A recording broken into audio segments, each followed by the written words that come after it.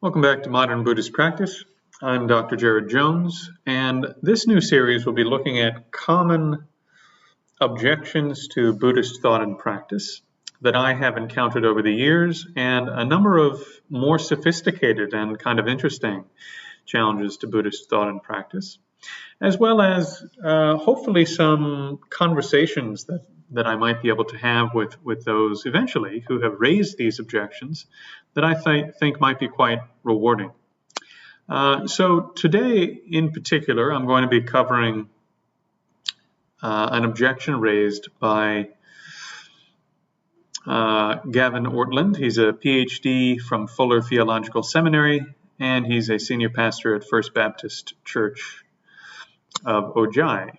And I'm going to be addressing a few of the arguments that he's made in a video.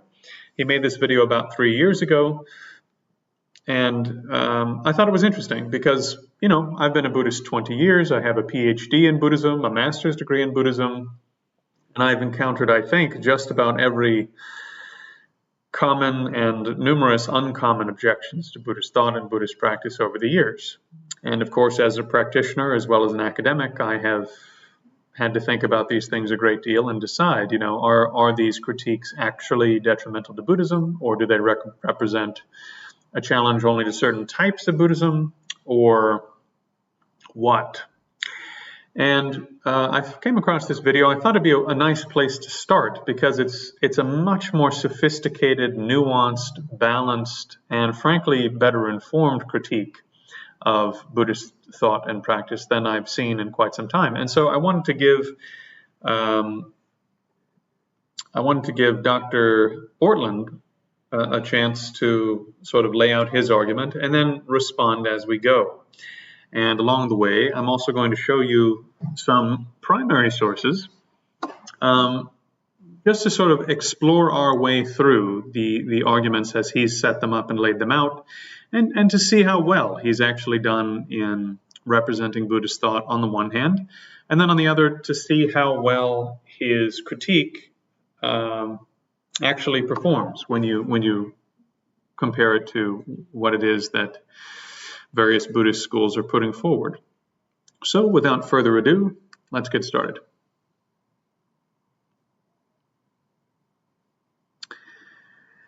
So this video is Buddhism, a Christian Response, and I'm going to skip over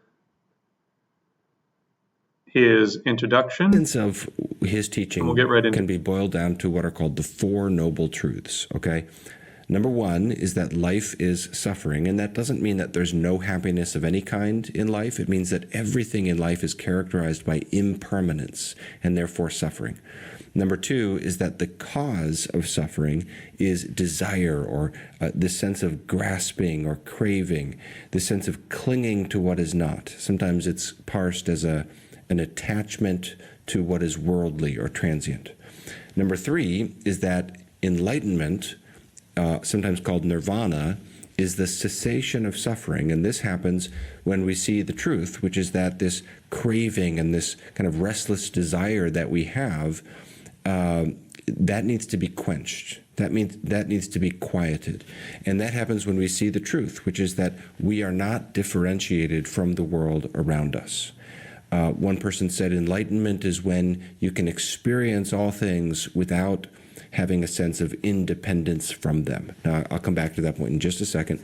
The fourth noble truth is the Eightfold Path, which is essentially a list of ethical requirements and teachings, and meditation also plays a significant role in attaining enlightenment. Now, what I want to highlight just for a moment is this really interesting idea that comes up there in the third noble truth, which is the doctrine of anatman, which means... So let's just start there. So how did he do in laying out the Four Noble Truths? I'd like to say, first of all, his presentation is okay. You know, I think it would pass in a sort of World Religions 101 class in terms of describing what Buddhism is about. There are a number of details that I think are inaccurate, but it's not terrible. So let me just lay out a few things that could be improved just in his framing And some of these things might come back around when he actually starts his critique. So in terms of suffering, I think he did fairly well, and that was a balanced presentation. But suffering is quite a complicated issue in Buddhism, because the Buddha didn't say there's no such thing as worldly types of happiness, for example. There are, but as he said, when you start looking at, well, what is the nature of that worldly type of happiness, you find out that it's not lasting, and that the more of it you do, for example, if you were to start eating, like if you had a big plate of brownies and you love brownies, you take a bite of the first one, you go, oh, it's great. You take another bite, oh, still great. Another. Then you get to brownie number 2. Maybe that one's still okay. You get to brownie number 3, you're starting to get bored, you know. You get to brownie number 4, now, you know, it's starting to taste too sweet. Your stomach is starting to hurt a little bit. Brownie 5 or 6, all of a sudden you're starting to feel sick. And if you keep going, you might end up in the hospital, right? So worldly types of happiness, worldly types of pleasure are on the one hand temporary, in that you take the bite of the brownie and you get a little wave of joy and pleasure, and then it goes away. So it's temporary. But also by nature, if you keep doing continuously one type of worldly pleasure, one type of worldly enjoyment, that it actually leads to first boredom, and then dissatisfaction, and then obvious discomfort and pain. And this is part of the problem with worldly types of enjoyment or happiness. And there's a final type of suffering that is much more sophisticated, and this will be very important to a point that he's going to raise later in the video.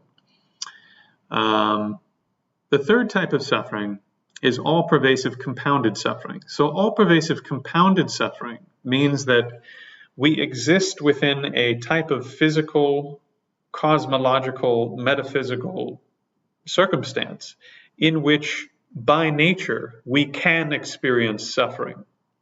And because, according to the Buddha, there's an alternative, because you don't have to exist in a type of existence where you will experience suffering by nature. That therefore, even though it's not obvious, it has no sort of evident symptoms, that being stuck in this repetitive rebirth process where there's karma and there's pain and suffering and loss, and sometimes you go up and it's really nice, and sometimes you go into lower rebirths and it's not very nice. Sometimes you're in these heavenly realms with angels singing and, you know, the greatest and highest of gods, and you're there for a long time, and then you fall down and you're back to human life or animal life or something lower. And so this uncertainty of this cyclical process of going up and down and so forth, by nature, because this body, for example, is produced by that cycle, it is a type of suffering. It's just not a type of suffering that we might call suffering in some kind of obvious sense in terms of Western discourse. The word is actually dukkha, and dukkha can be translated in a number of ways. I've heard that the root of this word in terms of Pali and Sanskrit actually has the meaning of, like, if you had a wheel, for example, that was under a cart, and the fitting for the wheel wasn't very good, and it sort of vibrates as you move, right? So you're bouncing around because the wheel is not a good fit. That's sort of the root of the meaning of this word, is like something isn't quite a good fit, and therefore it's not quite comfortable. It's not satisfactory the way that it's put together. And so the fact that you experience obvious pain, dukkha, right, the first type of suffering, obvious discomfort and pain, obviously that's, not a satisfying situation. Secondly, that pleasurable things, temporary worldly happiness, turns into suffering if you do it too long, and you can't maintain it forever. Eventually you get old too, and you can barely even taste the brownies. And when you eat even a few of them, you get like a few bites, you get a stomach ache, with some of your favorite foods. For those of you who have older people in your families, you'll know what I mean. And then finally, this third type of suffering has no obvious or evident components at all. It's simply the fact that you're stuck in this larger metaphysical or cosmological circumstance where you're going to encounter all of these difficulties and pains and so forth, and that is a self-reinforcing system. And being stuck in a self-reinforcing system like that is dissatisfactory. It's not a good fit for you. So it'd be better if you didn't do that again. So that's the bit with suffering. Now, he also went, as so many people do, and this is sort of the 101 level understanding of Buddhism, they say, oh, well, desire is bad. And this actually isn't true in Buddhism. The Buddha said tanha is bad, craving. And what is craving? What is tanha? It is a particular subset of desires are bad for you. And I think most people know this is true, right? This is not some weird Buddhist thing. Most people know that some of your desires can lead you to dark places and bad places and outcomes that you don't want. And that's the teaching of the Buddha. Now, of course, the Buddha says that there are 3 kinds of tanha, craving, where you crave for certain types of things that are basically reinforcing this big cycle of suffering, right? That's the actual problem, is this bigger cycle of suffering. The fact that you have a sore knee or that pleasure doesn't last as long as you would like isn't the real problem. The real problem is you're stuck in this big cosmological, cyclical rebirth and karma and ignorance system. That's the problem. Okay, so what is keeping you in there? Well, the what we might call in philosophy the proximal cause, the immediate cause, although there's a cause that's a little bit further back called ignorance, the most immediate cause is craving. Not all cravings, but craving for sensory pleasure is one. Craving for to go out of existence completely, so craving to cease existing, and craving to enter a permanent heavenly type of existence.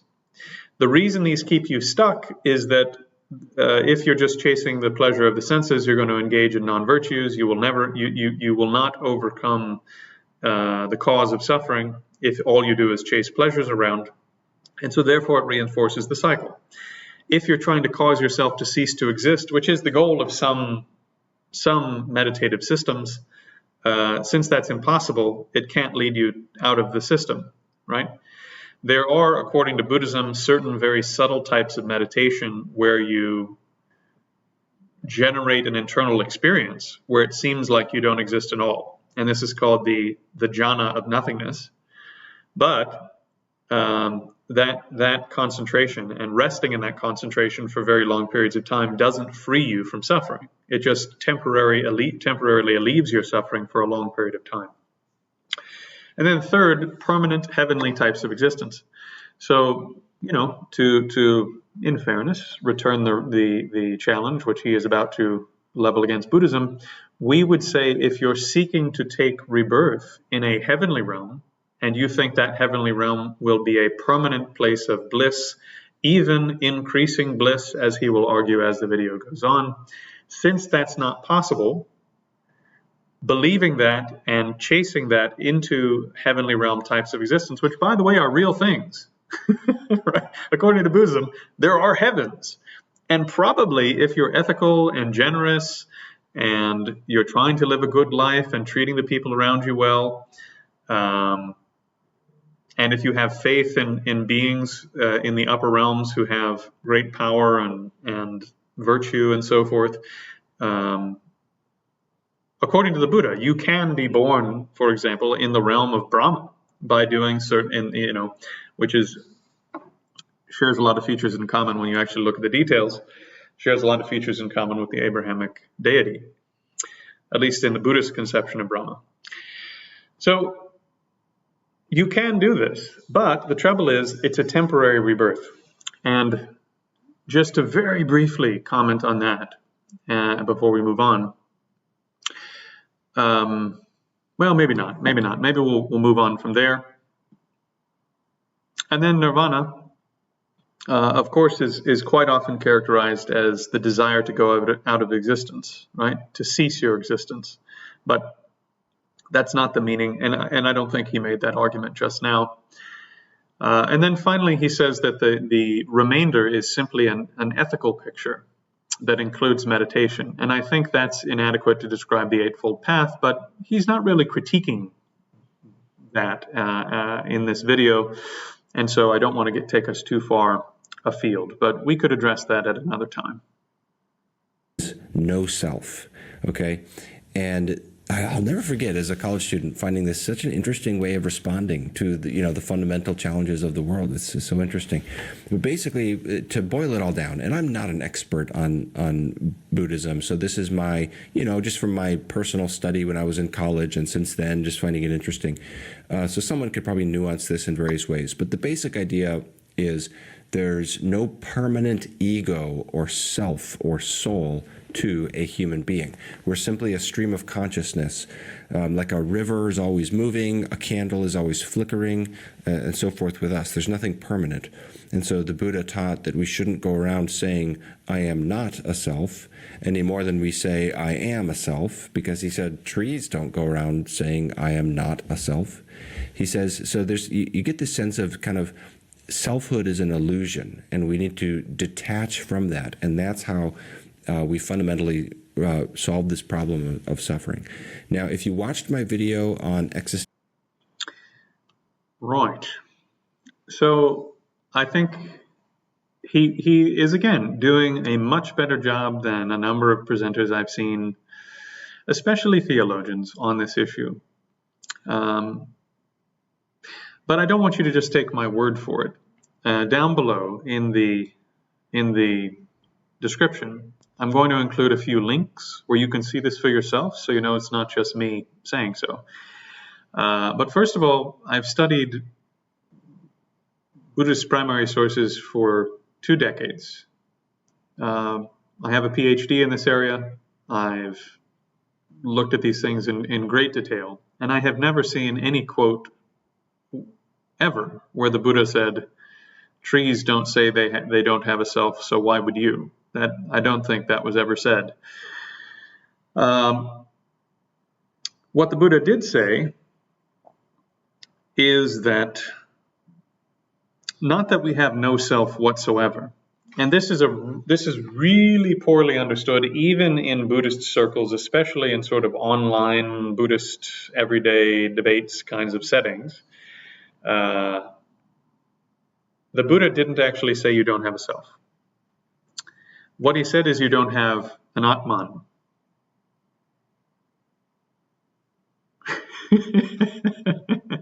Okay? And elsewhere said you don't have a svabhava. You don't have an Atman, which is defined in Buddhism in a very particular way, and you don't have a svabhava, which has a short list of definitions in Buddhism. So the Buddha is not rejecting that you have a self in any sort of ordinary sense. The Buddha is rejecting a very specific subset of ways of conceptualizing how you exist.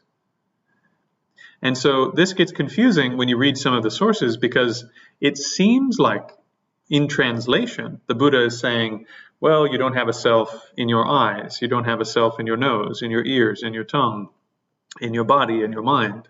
You don't have a self in them collectively. You don't have a self in them individually. You don't have a self apart from those, right? You don't have a self in combination with everything that's apart from those and those parts together, et cetera, et cetera. There are hundreds of these kinds of arguments in Buddhist primary sources. But let's look at it a slightly different way. If I said that you own a black car, but you don't own a black car, that doesn't mean you don't have a car. It means you don't have a black car. And so if you then told me, you can look everywhere for my black car, you can look in my driveway, you can look on the street, you can look at my neighbor's house, you can look at everything I own, you can look at everything that everyone else owns, you won't find my black car. I'm not saying I don't have a car, right? I'm saying that I don't have a black car.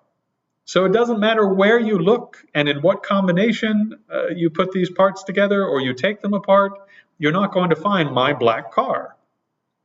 So in exactly the same way, the Buddha is saying, if you conceive of a self in this particular way, with these specific qualities, namely that it exists independently, unchangingly, and unitarily, without any parts. So it's partless, that it is independent of the body and of consciousness and the body, and that it is an unchanging phenomenon, that it does not change at all. If that's what you think the self is, you won't find it when you look in your eyes, your nose, your ear, your tongue, your body, your consciousness. You won't find it in the combination of parts. You won't find it somewhere else either, because why? Because it doesn't exist. It's like my black car. You can't find my black car anywhere because I don't have one. You can't find your Atman anywhere because you don't have one. This doesn't mean you don't have a self. Yourself in actuality is the opposite of those three, right? It has parts, it's changing, and it's impermanent. Now, this word impermanent you have to look at very carefully in terms of the primary language, because when we think the primary languages, when we think of permanence in the West, we think, oh, it's going to last forever. That's what permanent means. And when we think of impermanent in the West, we generally think that means it's not going to last forever. There's another category here. When you look at the word impermanent in Pali and Sanskrit, what it's actually referring to is things that change.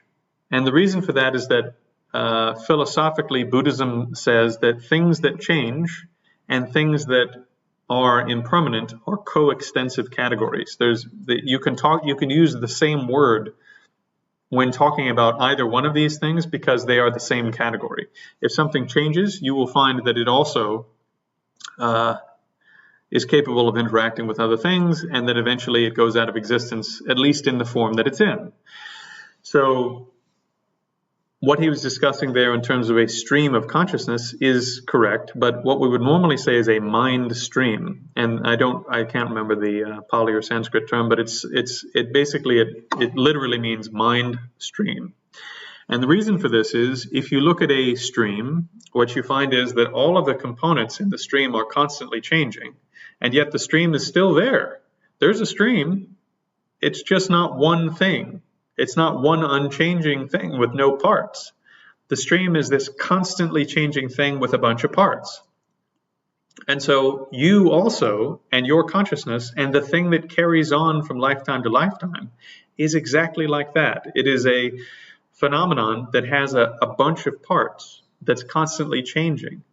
And you know this. Your mind is not exactly the same mind you had when you were a child, right? It has some properties in common with the mind you had as a child, but it's not exactly the same mind. And that's what Buddhism says when your mind moves from lifetime to lifetime, that as your mind moves from lifetime to lifetime, it continues to change. And so you do have something that continues from lifetime to lifetime, but it's like a stream that is constantly changing in terms of its components. So that doesn't mean that you don't have a self whatsoever. That's you, right? All of the parts making you up are you. But if you think by you, that what I mean is an unchanging center that is independent of all of those parts, that type of you doesn't exist at all. If what we mean by you is your body and mind, that will continue, and your mind in particular, that will continue, and from a Buddhist perspective, your karma, which will continue to the next lifetime, that self is very much real. And it's so real, in fact, and again, I'll put the link down below, but when the Buddha attained enlightenment, he had no qualms whatsoever about saying, I believe it was the second watch of the night. There were 3 phases to his enlightenment. In one phase, I think it was the second watch of the night, but it might have been the first. It'll be in the link. He remembers all of his past lives. He remembers all of his past lives, and he says, I remembered 100, then 1,000, then countless upon countless upon countless lives. He says, I remember universes exploding into being and contracting over and over again. And he said, I remember being these other people. I remember being having such and such name and living in such and such place and eating such and such food. And he remembers, according to him, billions upon billions upon billions upon billions of lives. And he says, my lives. I was that in the past.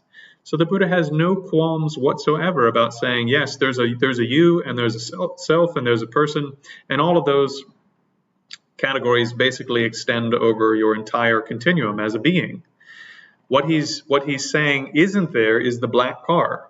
You've never had a black car, right? You've never had an unchanging you that was the unchanging center in all of these changing lifetimes. There's just been whatever parts were making you up at the time. And the parts that made you up at the time were always at least a continuum of consciousness, but sometimes also a body. So sometimes you're pure consciousness, and sometimes you're consciousness and a body. So he didn't do a terrible job with that, but again, this is one of those points that really needs to be driven home. So the point here is not that you overcome suffering by realizing you don't have a soul in any sort of ordinary conventional sense. Of course you have a soul. You came from somewhere before this lifetime, and you will go somewhere after this lifetime. Right? And that thing that carries on will have tremendous portions of your emotional palette and predispositions and habits and things that you've built up in this lifetime in some form. This fulfills most of the criteria of a soul in Western conceptions of a soul. If you're reborn into a heaven, you sitting here today will remember that you were here listening to this and then later died and were reborn in a heaven. So that's enough soul for us to say, yes, there's a soul in Buddhism, at least according to sort of Greek conceptions of a soul, which is at least in part where Christians are getting this idea. You know, they're getting it partially from certain Jewish concepts and partially from certain Greek concepts. So now, does that mean that there's a soul in the sense that there's an unchanging center? No, there's never been that kind of thing. But you will continue, and I think that's going to change the flavor of some of the arguments that he's presenting next. Existentialism a few weeks back, you might already be thinking, gosh, there actually are some interesting points of resonance here in terms of the problem being addressed. And one of the points of similarity is that Buddhism also has kind of a pull away from metaphysical questions and this radical focus on the human problem of suffering. And there's a famous story that Siddhartha tells about a man who's shot in the woods by a poison arrow, and he doesn't know who shot him. And so his friends and relatives take him to a doctor to get the poison out, and the man insists that he wants to know who shot the arrow before we take the poison out. And everyone is saying, that doesn't matter. All that matters is getting the poison out. It doesn't matter who, you know. And he says, similarly, when we wonder about the big metaphysical questions, like whether the universe is infinite or whether it's eternal and where it came from and things like that, these are, he calls them questions which tend not to edification. He says they don't matter. That's not, those things don't, it's like, you know, trying to figure out who shot the arrow. The important thing is to get the poison out. He says what matters is this endless cycle that we're in of transience and suffering and decay and impermanence and grief and despair and the cessation of that. Now, what I find so interesting about Buddhism, and it helps me understand my own faith better. Sometimes you can understand something more accurately when you see it in comparison to an alternative, you know? I just want to jump in there because as part of my academic career, I've studied Western esotericism, I've studied Native American traditions, I've studied Islamic theology, I've studied the various phases of Jewish thought and practice. I've studied Christian theology to a great level of detail because of my master's work. So I have to agree with this point. One of the really incredible things about studying multiple religious traditions to a relatively high level of detail is that it shows you more clearly what you're doing in terms of thought and practice, because the contrast makes you go, oh, I see. Yeah, I see. It could be done like this, but we're doing it like that. And of course, there are all sorts of interesting corollaries as well. And, like in the Catholic tradition, for example, there's a practice of confession. But, for example, in order for confession to be fully viable, at least in my layman's understanding, you have to follow up your confession with some type of act of repentance. And then that act of repentance has to be accompanied with regret for what you did, sincere regret, and then the resolve not to do it again. And there is an extremely interesting parallel in terms of Mahayana Buddhist practice when you talk about purification practices. First, you have to generate a mind where you're seeing the Buddha, the Dharma, and the Sangha as holy beings, as reliable, and you generate at least loving kindness and compassion, or ideally you'd be generating bodhicitta, which is a bit of a conversation if you don't know what bodhicitta is, but the mind of awakening, at least we can say it's sort of, it encompasses this extremely large feeling of, it includes rather this extremely large feeling of love and this extremely large feeling of compassion, and then adds another layer on top of it that is, let's say, specifically Buddhist. So you need refuge, what Buddhists call refuge, which is your sort of faith, we could say, in the Buddha, the Dharma, and the Sangha, your conviction that those are reliable sources of information, and your sincere desire to follow those sources of information. You need your loving kindness and compassion, or maybe bodhicitta if you can generate bodhicitta. Then you need to do some type of act that acts as part of the antidote to the previous negative action. So that could be prostrations, it could be recitations of certain formulas, similar to the Catholics' Hail Mary, right? And then next you generate sincere regret for having done the action in the past, and then you resolve not to do it again. This is very interesting, right? So there are these really fascinating parallels. I mean, obviously, if someone's going to confession and doing all this, they're trusting in God and Jesus to some degree, right? So there's sort of the correlate of refuge. So on the Catholic side, then you can see there's the refuge, and maybe you don't have the loving kindness and compassion aspect, but at least you have the refuge. Then you have the act of repentance, the actual regret, and the actual resolve not to do it again. So you have a lot of the same moving parts. In any case, yeah, if you study Christian theology, it will tell you a lot about omniscience and the relationships between omniscience and love, and a number of other sort of the moving parts of what it is that makes up the mind of a Buddha. So again, very, very interesting overlaps there. But let's now just briefly discuss, because this is one of his main arguments, and this is the one I got so excited about and wanted to provide a response to. What he's done in terms of the argument he presented here, where he's saying that certain types of metaphysical questions, they don't lead you to edification, they don't actually satisfy you, is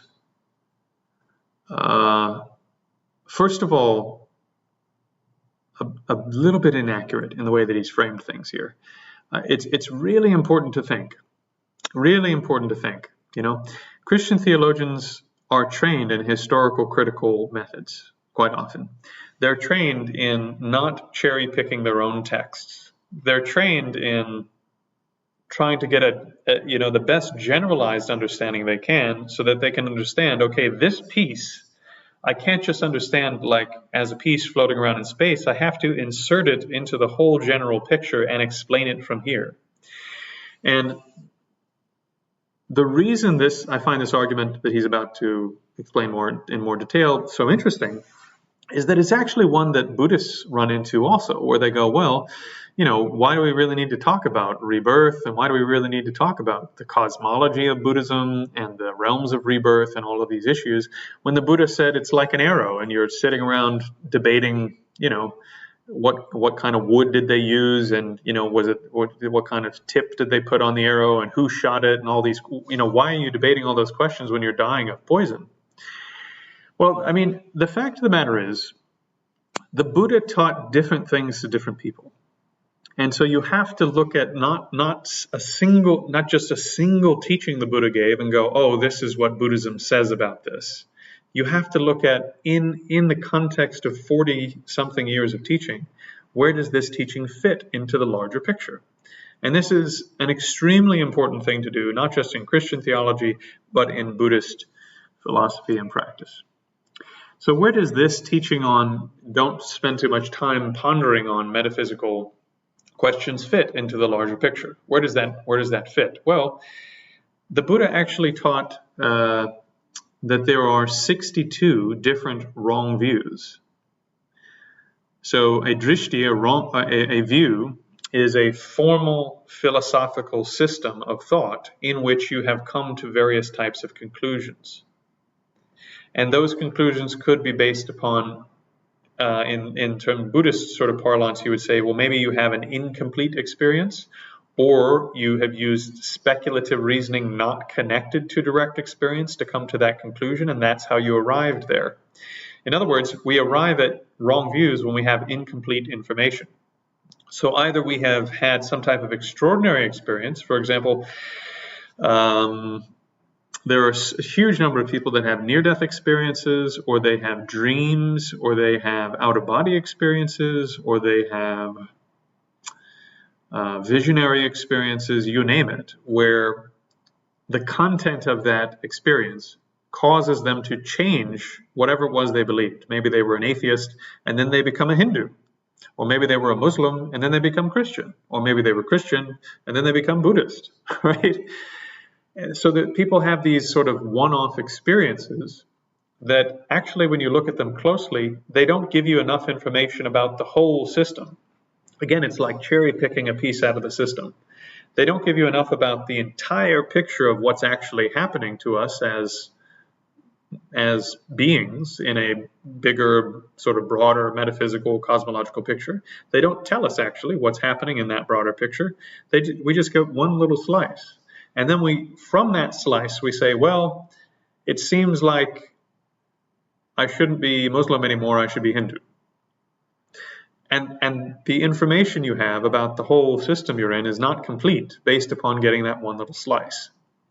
And so if you change your whole view based upon that slice, that you could be heading into a wrong view. The other way you could be heading into a wrong view is when you have incomplete information. Maybe you don't even have that slice, but you just use logic in a speculative way or extrapolating from very limited experience from your senses to arrive at some new conclusion. And the Buddha identified 62 different ways that we do this, where we have limited sort of visionary or meditative experiences, and that leads us to wrong types of conclusions, or we speculate and we end up at wrong conclusions.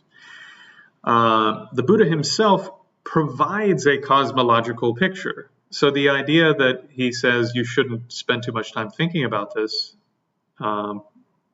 should be weighed against the fact that he actually talks about it a great deal. So then you have to say, well, why was he saying it to that particular person in that particular circumstance? It's medicine, right? The Buddha describes his teachings as a raft. And when he talks about the raft, he talks about not like an inflatable raft or a permanent wooden structure that you would take down a river. He talks about, some of you who've been camping, maybe you've done this before. When you're in the middle of nowhere, you come across a river or a stream you didn't expect to be there, and then you just find junk on the side of the river, like some logs and some stuff, sticks and vines and stuff that happens to be laying there, and you strap it together, and you put some of your stuff on it, and you use it to help you float across the water you didn't expect to be there. The Buddha said, my teachings are like that. when you get to the other side, don't pick up this makeshift thing and put it on your back. Just carry on. Once you've overcome the problem that Buddhism is setting out to solve, don't take the raft and put it on your back. So the Buddhist teachings are a type of medicine. They are a tool to accomplish certain types of results. They are not, in the end,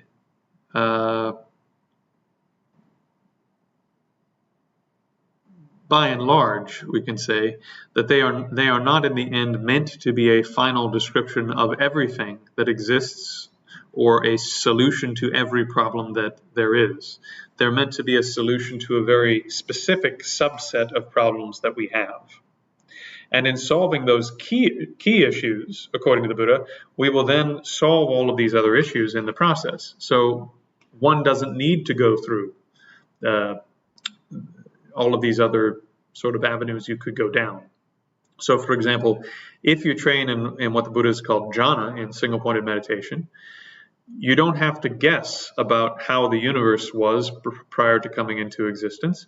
You can gain enough memories of rebirths to actually look at it and see it. And then you go, oh yeah, it's like this, right? This is what the Buddha's own experience was, that he trained in deep meditation. And when he gained accomplishment in that meditation, he saw what the situation was directly. So there was no need to sit around speculating about how it might be, or to base his experience on some limited little slice of visionary experience or near-death experience or something. He got to see what the whole system is like.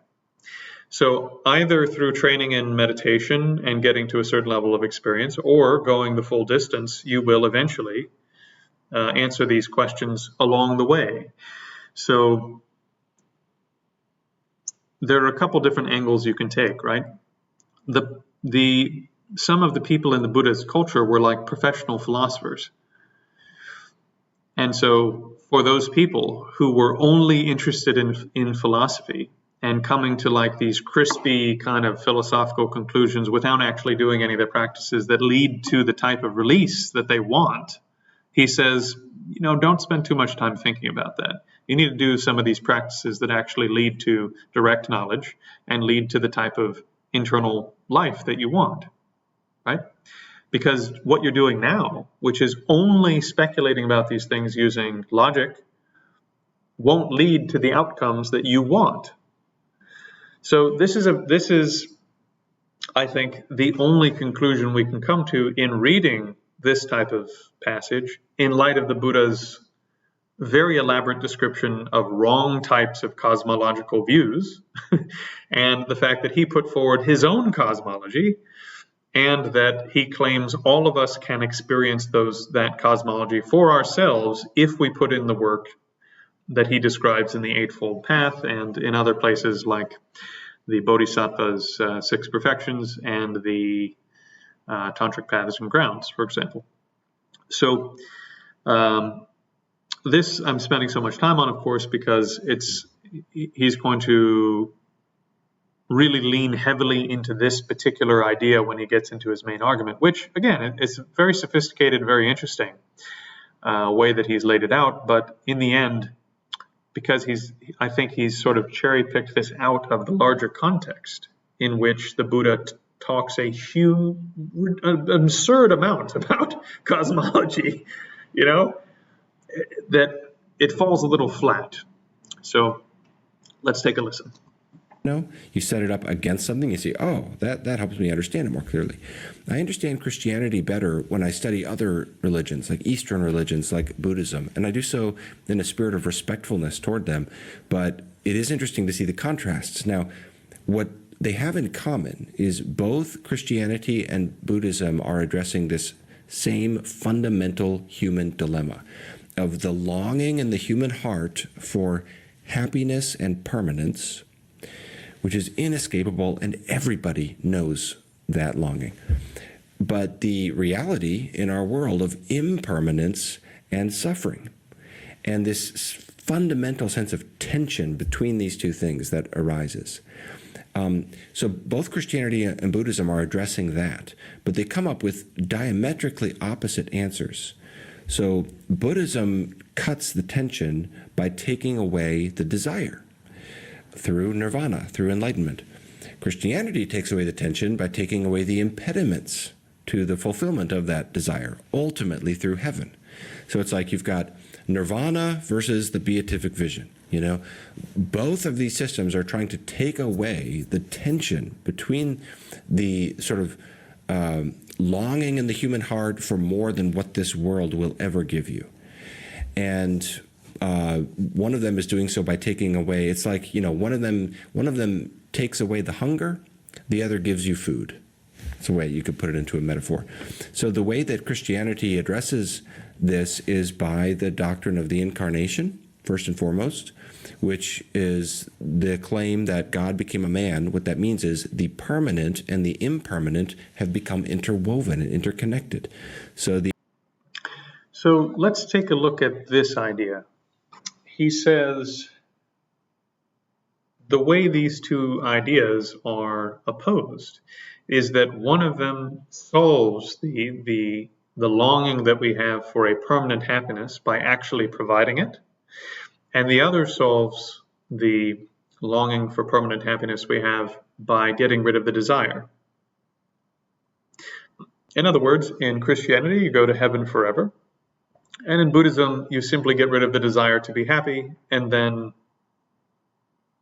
problem of being dissatisfied with temporary happiness goes away.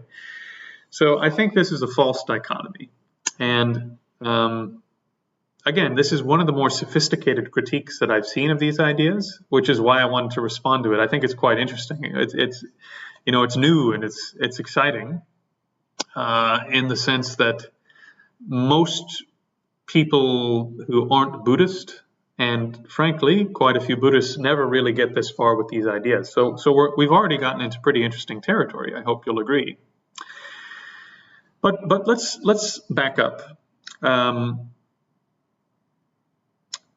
In order to accept the argument that he's presenting, you already have to think Christianity is true, which is, I think, the first issue. But I'm starting my sort of conversation on this side with the stance that Buddhism is correct, and so I'm not really one to talk.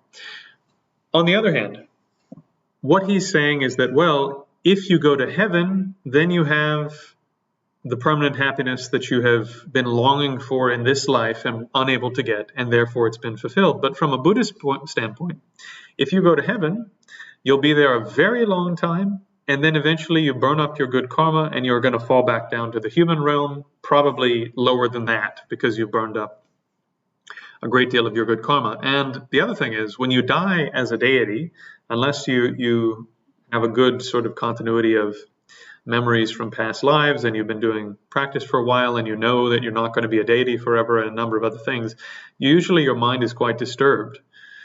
And you end up, according to Buddhism, going back down to some type of corporeal physical existence, or something worse. There are animal realms, hell realms, spirit realms in Buddhism, and those are very unpleasant. So from a Buddhist standpoint, you have fallen prey, from our standpoint, to the second type of tanha, the second type of craving, which is you have this craving for permanent existence that you want to fulfill through a permanent heaven that isn't possible. And therefore, you are perpetuating the cycle of going up and going down. And when that heavenly rebirth ends, you're going to think, oh, there's no way to be happy. And you'll fall really far down and you won't encounter good information for a very long period of time. This is what Buddhism teaches. So the solution that he's proposing is actually the classical position that we are arguing against. In a huge stroke of irony.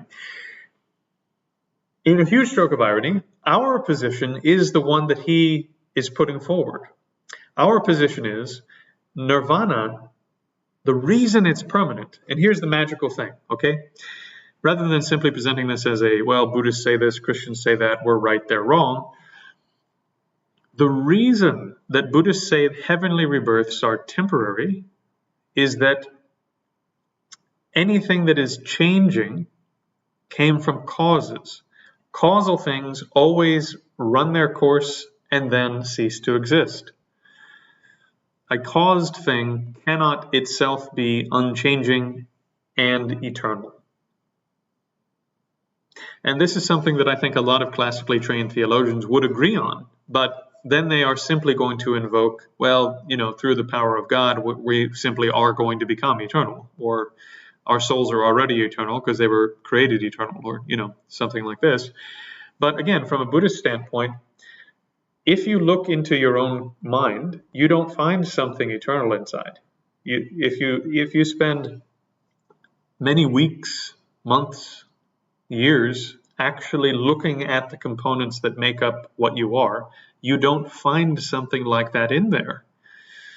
So even if you're scrutinizing yourself with a great level of faith that you will find that thing, it's not there. So that's the first thing. Secondly, logically, there's no way to prove that there is such a thing there, that there is this, somehow there is this unchanging component, even though you can't find it, even though it's not there as part of consciousness, even though it's not there as part of the body, somehow it's there. Okay, it's not really an argument. The reason nirvana is permanent, and this is absolutely critical for Buddhists who are relatively new to Buddhism to understand. Nirvana is not permanent because the Buddha said so, or because a Buddha sends you there and Buddhas are very powerful or something. Nirvana is permanent because it's not a caused thing. This is why it's permanent. The reason it permanently gives you happiness is that it's not a caused thing. So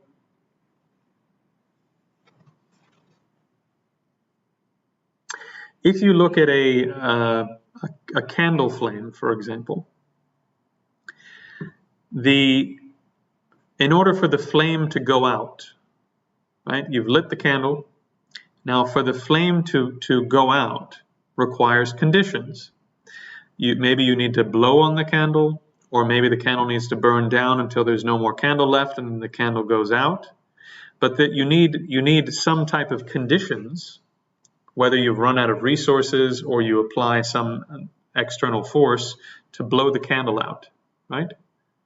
However, the absence of the flame is not caused by the candle going out. So the absence of a flame is simply the fact that the flame is no longer there. The absence of the flame is not a new thing that came into existence, right? The absence of the flame is simply the fact that the flame is no longer there. And the fact that the flame is no longer there required conditions. You had to blow air, it had to run out of resources, whatever. It required conditions for the flame to cease existing. But once the flame ceases to exist, the fact that the flame is not there is not a caused thing. It's actually just the absence of the flame that was previously there. And nirvana is exactly the same. The cause of suffering is something inside your mind. And by the way, the primary cause of suffering is not tanha, just the proximal cause. The proximal cause of suffering is tanha. The most immediate thing keeping you trapped is your craving for heavenly rebirth that's permanent, to go out of existence entirely, or constantly chasing sensory pleasures. Okay? However, in order for these three, this bundle of three types of craving, to do what they do, you also have to have a certain type of cognitive error in your mind. You have to have a certain type of cognitive error active in your mind in order for those three to happen. If that cognitive error isn't there, then these three don't arise. If those don't arise, then suffering doesn't arise in the future. So if you want a permanent state of not suffering, right? Here's our cause of suffering over here, this cognitive error, where we see ourselves as having a type of self that doesn't exist. That gives rise to these three types of craving. And that craving gives rise to this whole mess of constantly cycling and rebirths and uncomfortable situations. If you remove the cause, it's like blowing out the candle or letting the candle burn down and the flame goes away. All of this stuff just stops happening, which means that what's left is permanent happiness, constant, permanent happiness that cannot, under any conditions, be uprooted or changed or damaged. And he is later going to go on to say, well, also the Christian vision of heaven has this, at least in terms of some mystical proponents of Christian theology, has this sort of ever increasing aspect where you arrive and the bliss is infinite, and then it continues to go on and become even more incredible. And I think it's really important to address this, but we'll address it when we get further down the line. But at this stage, let me just say, when you look at nirvana, nirvana is, in the Pali Canon, basically left undescribed. They talk about how to produce nirvana, and then they say, well, if you really want to talk about nirvana accurately, then you have to avoid 4 different types of cognitive errors. And to avoid those 4 cognitive errors is very difficult. And therefore, it's going to be very difficult for you to understand the type of happiness that's occurring in nirvana, right? So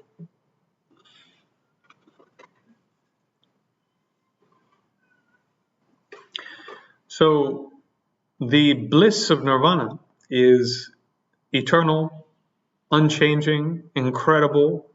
And now here once again, if you're a Theravadan practitioner, if you're a practitioner simply seeking individual liberation, that's the end of the road. You have this, as he was discussing with Jesus, you have this meeting of the permanent and the impermanent. You have what's called nirvana with remainder. The remainder is this body that was produced from causes and conditions that are suffering from the past, right? The third type of suffering, all pervasive. So you have the remainder of this body, but your mind is already in nirvana. When you die, you will enter into permanent state of nirvana. It can't be changed because it's not a caused thing. It is the cessation of the activity of something else, in the same way that blowing out the candle flame is the cessation of the activity of the candle flame that was previously happening. So if you're a Mahayana practitioner, that's not the end of the road. In the same way that you can have nirvana with remainder, where you still have this left over, you can attain nirvana and then pause karma and the sort of manifestation of yourself as a physical being, etc., at a later time on purpose to benefit others.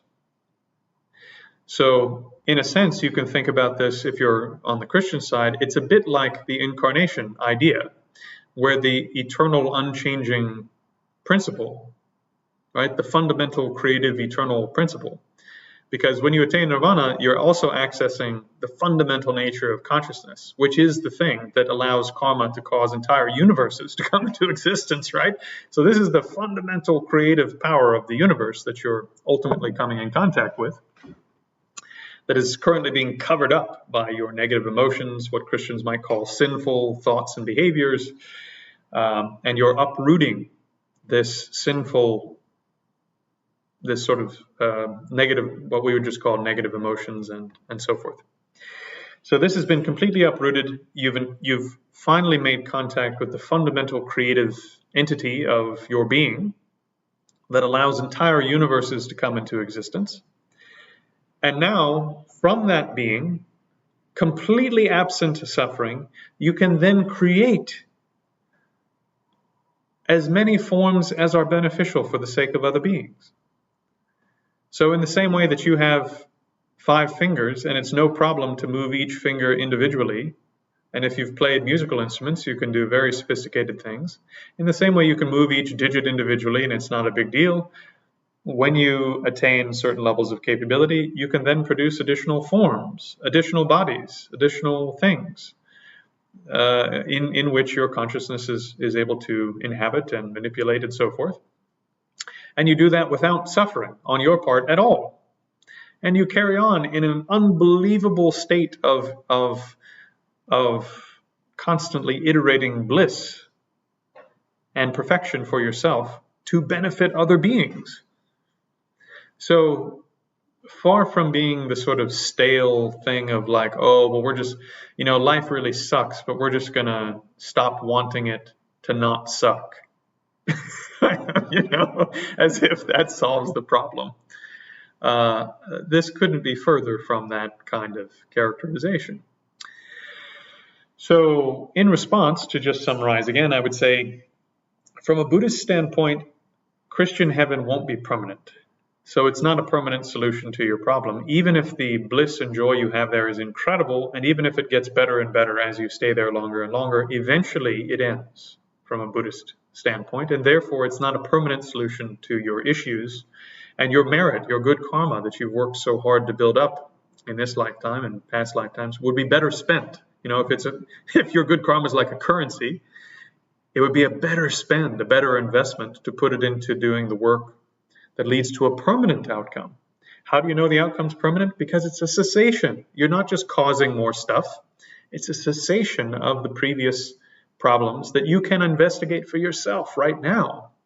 Whether or not you can investigate right now, long before you die, whether or not you actually do have the types of cognitive errors that Buddhism says you have, and you can assess for yourself through training whether or not the solution that Buddhists are providing really does address those cognitive errors or not.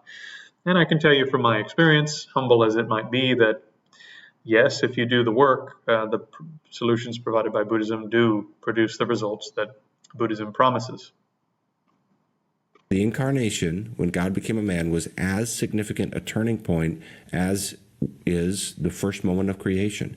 At creation, now for the first time, there's something other than God.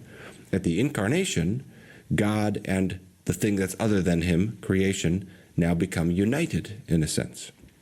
And then Christianity teaches not just the incarnation, but then the resurrection and ascension, which means that Christ, the God-man, was bodily raised and bodily assumed to heaven. And what that means is, and I've done some writing about this and Thomas Torrance's views on this, which are so interesting, but essentially to boil it down, what it means is the impermanence of our world has not only been drawn up into permanence, it's been drawn up into the very life of God himself. And the biblical word for this is glory. So Jesus has been glorified. Jesus' resurrected flesh will be physical flesh for all of eternity. This is why Easter is also one of those fundamental turning points in the history of reality. And so you could think of it like this. Those claims, this is where I think to kind of ultimately address this contrast between Christianity and Buddhism, we have to go back to the Buddha's claim about metaphysical questions tending not toward edification. That itself is a metaphysical claim and not an easy one to verify. The claims of Christianity of incarnation and resurrection are historical claims that could be either true or false, but they can't be questions that tend not to edification. They can't be irrelevant to the question of suffering. To turn the metaphor of Buddha, you might say, it turns out to be the case that the arrow and the poison, the only way to get the poison out is to figure out who shot the arrow. In other words, the metaphysical questions are ultimately the necessary questions to answer to address the question of suffering. So whether, again, those historical claims could be true or false, but they can't be irrelevant to human suffering. Now, again... So this is a very, very subtle and interesting point. I'm just going to try to recap it to make sure that the audience is following along, because the way that he said it is quite, it's It's a theologian's way of saying it. So what he's saying is that on the one hand, in his way of formulating Buddhism, that the Buddha said, don't ask metaphysical questions, don't ask where the universe came from, don't ask the big questions of life, because those aren't going to help you. However, it may be the case that asking those types of questions is absolutely essential to solving the problem of suffering. And he thinks, in the case of Christianity, that that is the case. And that may very well be true from a Christian perspective. That may very well be true from a Christian perspective. Now, of course, I've already really addressed the main body of this point, which is I don't think the Buddha actually was arguing in total that you shouldn't be asking those sorts of big picture questions. Where do we come from? What's the nature of the universe? Etc. I think the Buddha actually encouraged those kinds of questions in the framework of the 62 wrong views. He provides a great deal of stuff for us to think about and chew on. Not to mention, once you get beyond the first generation of Buddhists into the early Theravadan commentarial canon, like Venerable Buddhaghosa and his sort of compendium text commenting on the Theravada canon. Once you get into the early Mahayana materials, which, by the way, were coming along right around the same time that the Theravada materials were being written down for the first time. So these are actually relatively coextensive, quite a few of them, the Theravada and Mahayana systems. There's some really interesting stuff for those of you who are interested on on Gandharan Buddhism. Is a very sort of recent archaeological development which shows that probably the earliest forms of Buddhism had both Mahayana and Theravada ideas under one roof in one monastery. And as a matter of fact, when you look at the history of the great Nalanda monastery, insofar as we can sort of wrestle that history out of numerous texts in the Buddhist corpus that have somehow survived millennia, what you find is that it seems as though, for example, in Nagarjuna's work, where he's in the Mula Madhyamaka Karaka as an example, when he's debating against various views that he thinks are incorrect, including a number, by the way, of cosmological views and metaphysical views, he's mainly arguing against other Buddhists. He's not mainly arguing against non-Buddhists. He's mainly arguing against other Buddhists who he thinks have subtly missed the point or subtly gotten it wrong in a number of areas that change the whole flavor of the endeavor that is, or the sort of what we're endeavoring to do in Buddhist practice. So I'm not sure that I need to respond to all of his theological sort of ways of framing this up, but it is important to note again that what he's done is create a false dichotomy here. And of course, in order to accept the type of framing that he's put forward, I would already need to accept that Christianity was correct about Jesus and correct about God and correct about a number of other issues in history. And I think that's just not something I need to do. What I find so helpful in engaging a religion like Buddhism is it just helps me think through my own faith more clearly, and in particular, it helps me understand the boldness of the claims of the gospel. As I was thinking about this again this morning, kind of coming back to it, what came to my mind is this, that of all the things that make Christianity different from other philosophies, worldviews, and religions, one of them is this: it takes human happiness so seriously. It takes human desire so seriously, and by extension, human beings so seriously. And you see that when you see these two things in comparison. I start off my whole apologetics book with this. Now, this is another key point. Remember, from his standpoint, he's saying, well, the Buddhist solution is get rid of all your desires and you'll be happy. And that is not what the Buddha is saying at all. Again, I can reference this below. And if I forget to reference one of these things, please let me know in the comments, okay? But the Buddha said in the Pali Canon, for example, and I love the Mahayana material. I will be referencing throughout the series probably the Theravada Canon a bit more because more people accept the historical validity of the Theravada Canon, but the Mahayana Canon, the Sanskrit materials seem to, in many cases, be just as early as in terms of when they were written down as the Theravada materials. As a matter of fact, the oldest Buddhist materials, as of my most recent check into all of this, on the planet are actually Mahayana materials in terms of what still exists, right? So in the Pali Canon, the Buddha said you should, when you're striving for enlightenment, when you're striving for nirvana, you should strive like a person whose hair or clothing is on fire and they are seeking a pond in which to dive. So there are types of desire that are not delusional. If you think, my hair is on fire, I need a pond to dive in so that I can get my hair to stop being on fire, so I can put my hair out, that's not delusional, that's accurate. And your desire will actually take you to the goal if it's possible, right? If it's possible for you to find that pond, your desire will take you there, right? At least in theory, it has the potential to take you there. If you think, my hair is on fire, I need to pour oil on it to put it out, that's a delusional desire. And it's going to lead to more suffering if you find oil. So at least it has the potential to lead to a great deal more suffering than you're already experiencing now. So there are delusional desires and there are non-delusional desires.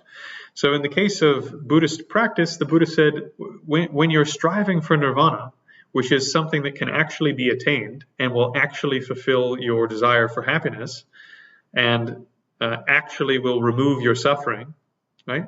So his promise is not just that you'll get rid of the desire to want to be happy, but that you will actually be happy and you will actually remove suffering.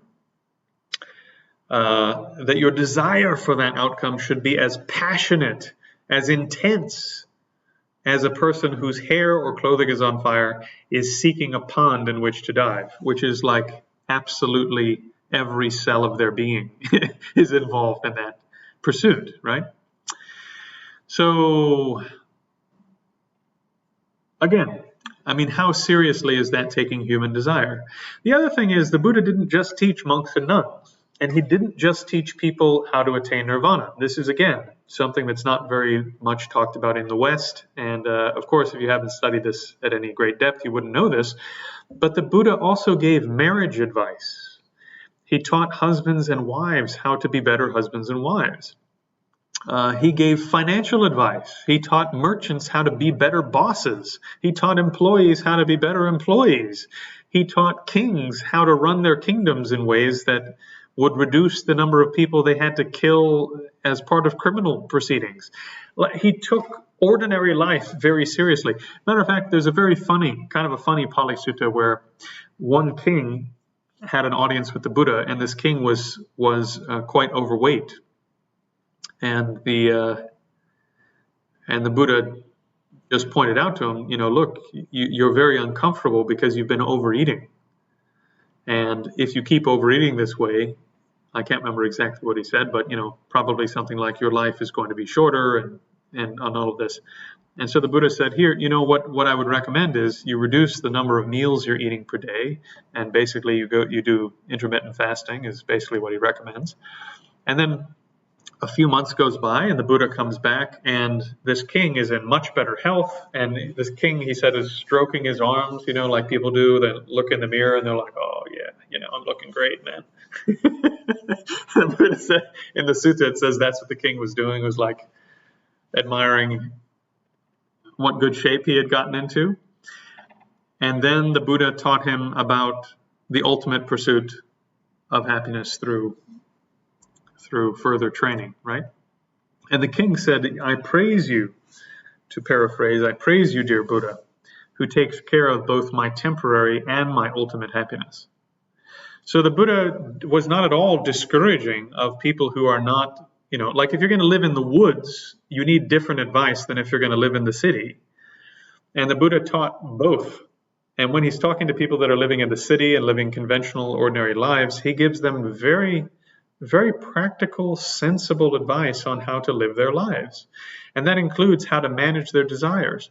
And it doesn't just stop with the Buddha. Some of the earliest commentaries on Buddhist ethics, written by some of the great Buddhist scholars and saints of the last couple thousand years, they take this issue of sort of where do you draw the line with certain types of desire if you're a layperson, for example. They take these things quite seriously.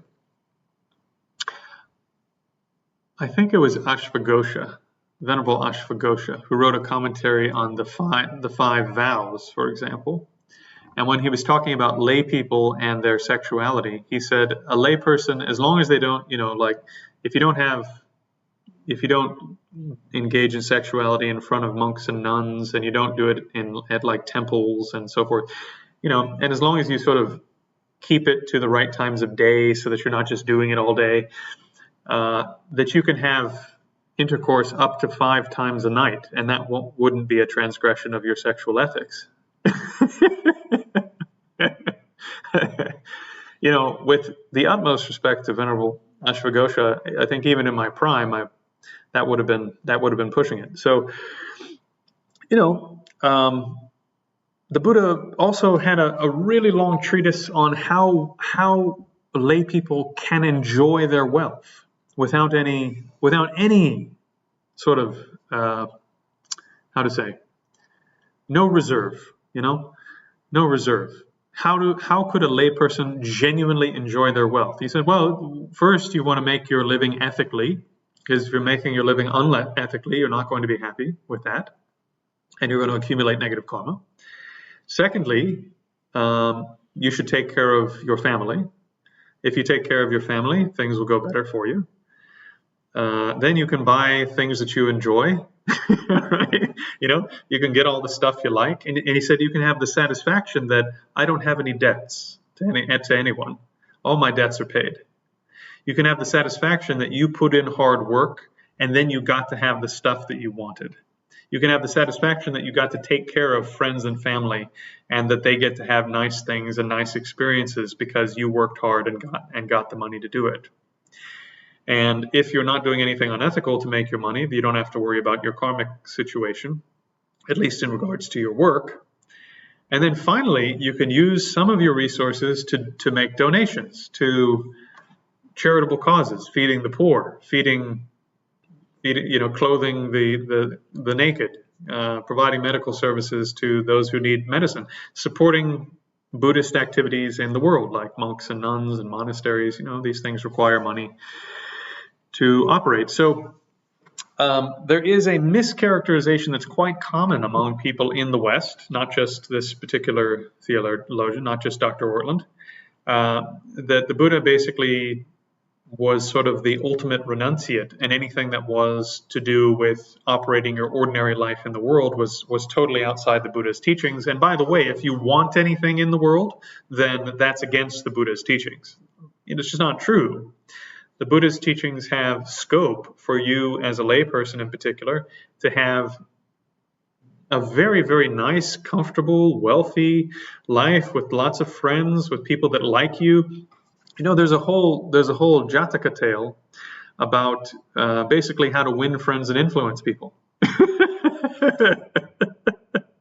there's all, in the canon, not just the Buddhist stuff, right, but materials that came later in the canon that we're building. So the earliest materials we have are saying, it's nice to have friends. And it's even nicer to have friends in high places who, when you get in trouble, can help you out. It's just incredible. It's very practical, ordinary advice, and it takes human desire and human need in this life quite seriously, while also positioning people that are living those types of lives to develop the right kinds of internal qualities and do the right types of positive deeds to continue their development from lifetime to lifetime, up to, by the way, that permanent happiness that is the happiness they're actually seeking. And then when you move over to Mahayana materials, that's not the end of the road. That permanent happiness is the beginning of you benefiting all beings in an unbelievably expansive way for the rest of time. So it's hard to say, it's hard to say, oh, this is a fair characterization. This is a very unfair characterization, even though he's being quite respectful, and it's a very sophisticated critique. And I actually like the critique, and I like his tone, But at the end of the day, he's misrepresented a lot of the key details here. This quote from Hans Urs von Balthasar, the great Roman Catholic theologian, who said, "The first thing that must strike a non-Christian about the Christian's faith is that it obviously presumes too much. It's far too good to be true." And you can understand how he would say that. I believe that if you really see what... I really like that quote, and I like von Balthasar. I studied him when I was getting my master's degree. He's an incredible theologian. Very interesting things to say.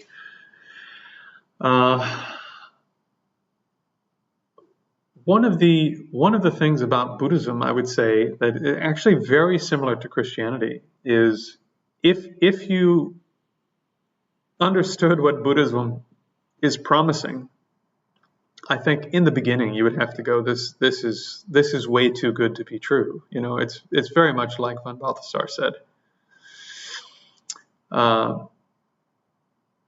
Way too good to be true. I could have a permanent state of happiness after being in a beginningless cycle of suffering, that in a single lifetime I could achieve a state of permanent happiness. Come on. That I could stop a train wreck where hundreds of thousands of lifetimes of train wrecks are intersecting in this world, and somehow I'm going to come out the other side with perfect freedom and perfect happiness for myself.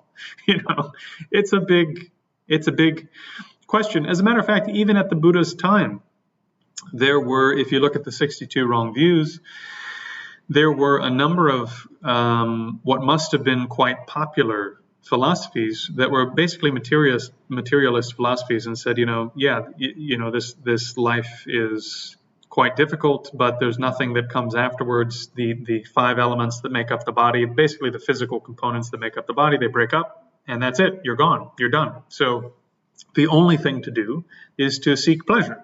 That's the only thing that makes sense. So there was basically hedonism and various kinds of nihilism, and there were all sorts of views, by the way. It wasn't just everyone believed in rebirth or something. But the Buddha said no. From his experience, not based upon philosophy, but based on his direct experience, we have had limitless, countless, beginningless rebirths. After this life, that will continue going on forever, until we put a stop to it. And we cannot simply take rebirth in a heavenly realm and be free, because eventually that also will degrade and will be reborn somewhere else. So, the promise that we could be free from all of that, I think, is a big promise, and it's worth putting in the work to investigate logically, at least, whether it holds together.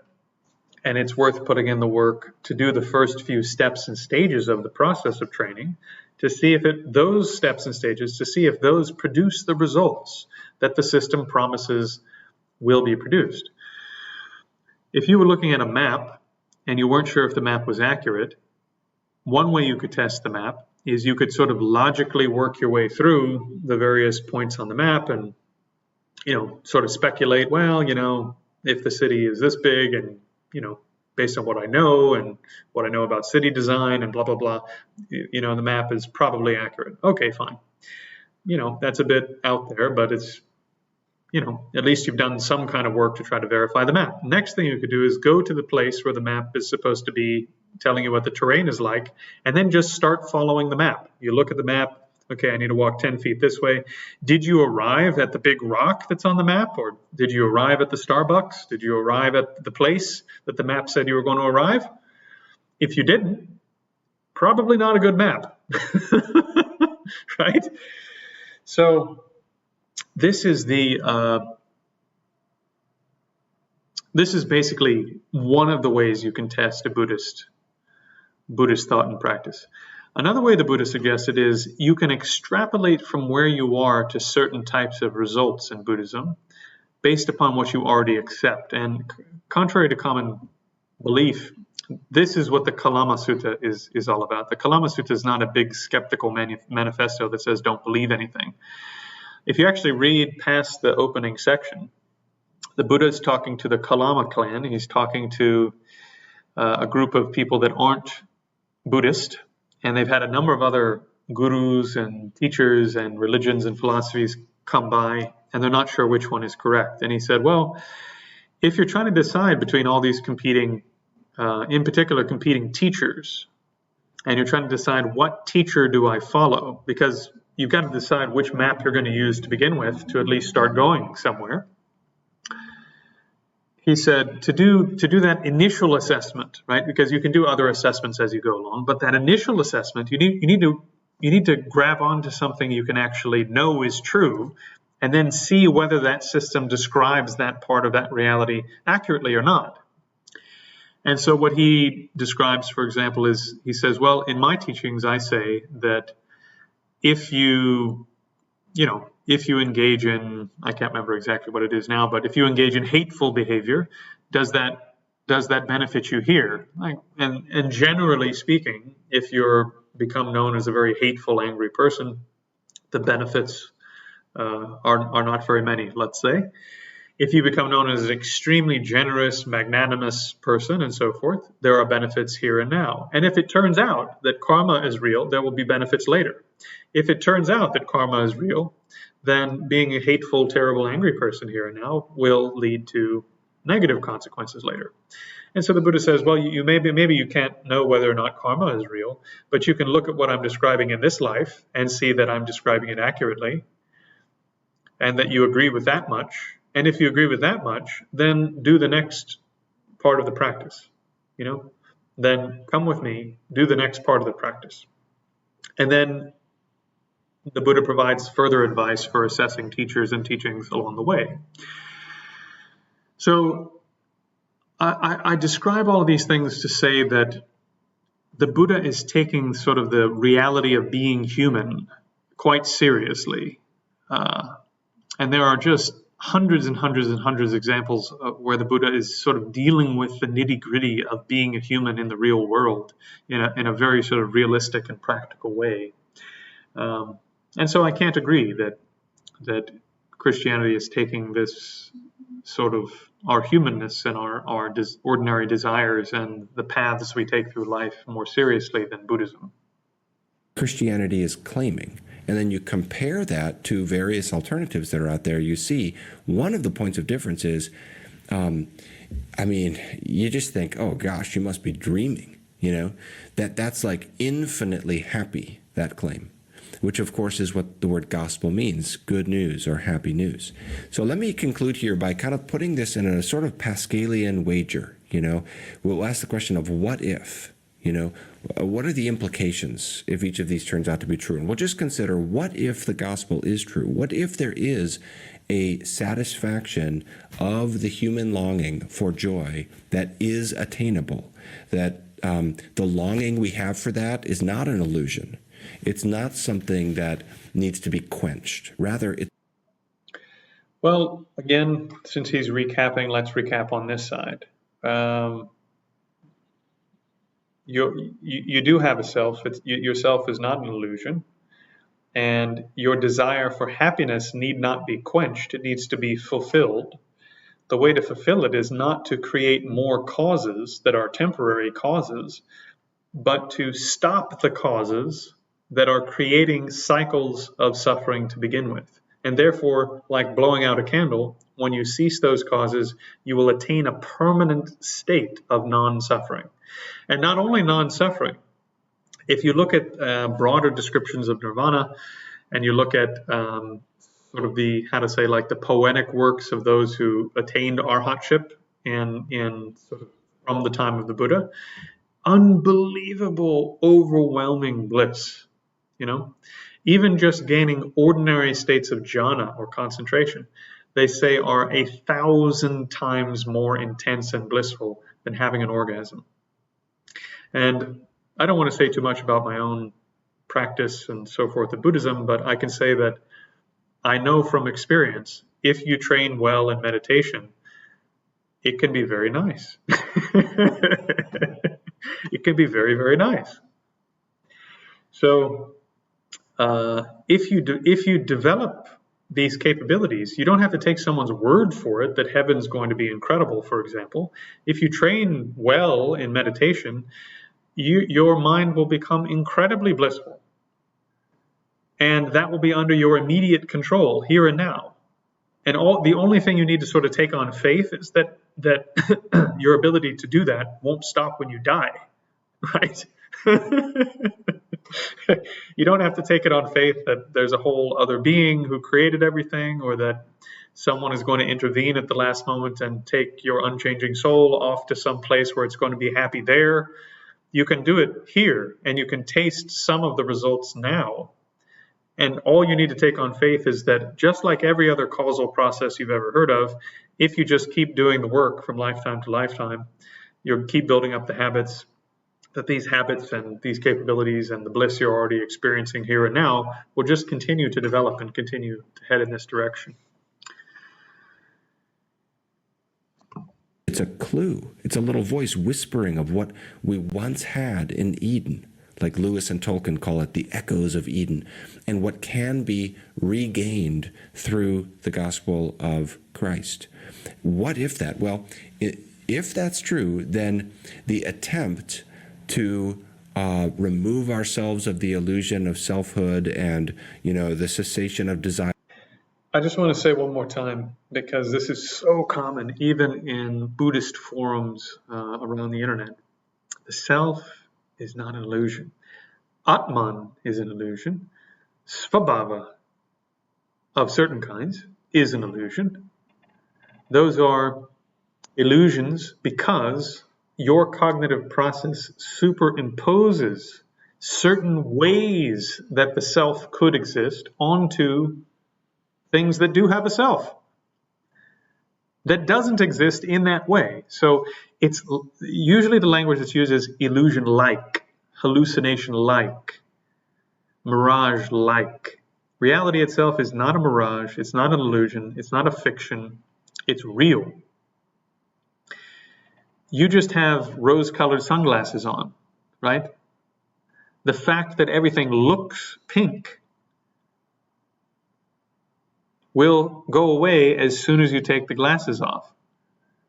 That doesn't mean that there are no tables and no chairs and no people. It just means that the pink that you thought was there is from your side, right? It's from your glasses. It's not from reality. There are people and chairs and tables and selves, and you do have a self. And like the Buddha said, his self carried on for billions of lifetimes until it achieved enlightenment, and so will yours if you do the work. But we are seeing the self in a way that is inaccurate. We have misunderstood and misperceived the way that the self exists. That is the problem. That is why the self is like an illusion, because we have superimposed a way of existing that is inaccurate onto the self. So that part doesn't exist. The self does exist. This is absolutely critical. So one does not need to remove the self. I mean, what would that even mean? If there was no self at all, there'd be no self to remove. It's kind of a weird argument, right? So the problem is that we have a cognitive error. We're seeing and thinking of things in ways that are inaccurate. If we change that through first thinking about it and next training in meditation, so we can actually transform our mind at a more fundamental level, if we do that work, then we can overcome this cognitive error. It's a very straightforward process that doesn't require a lot of faith claims,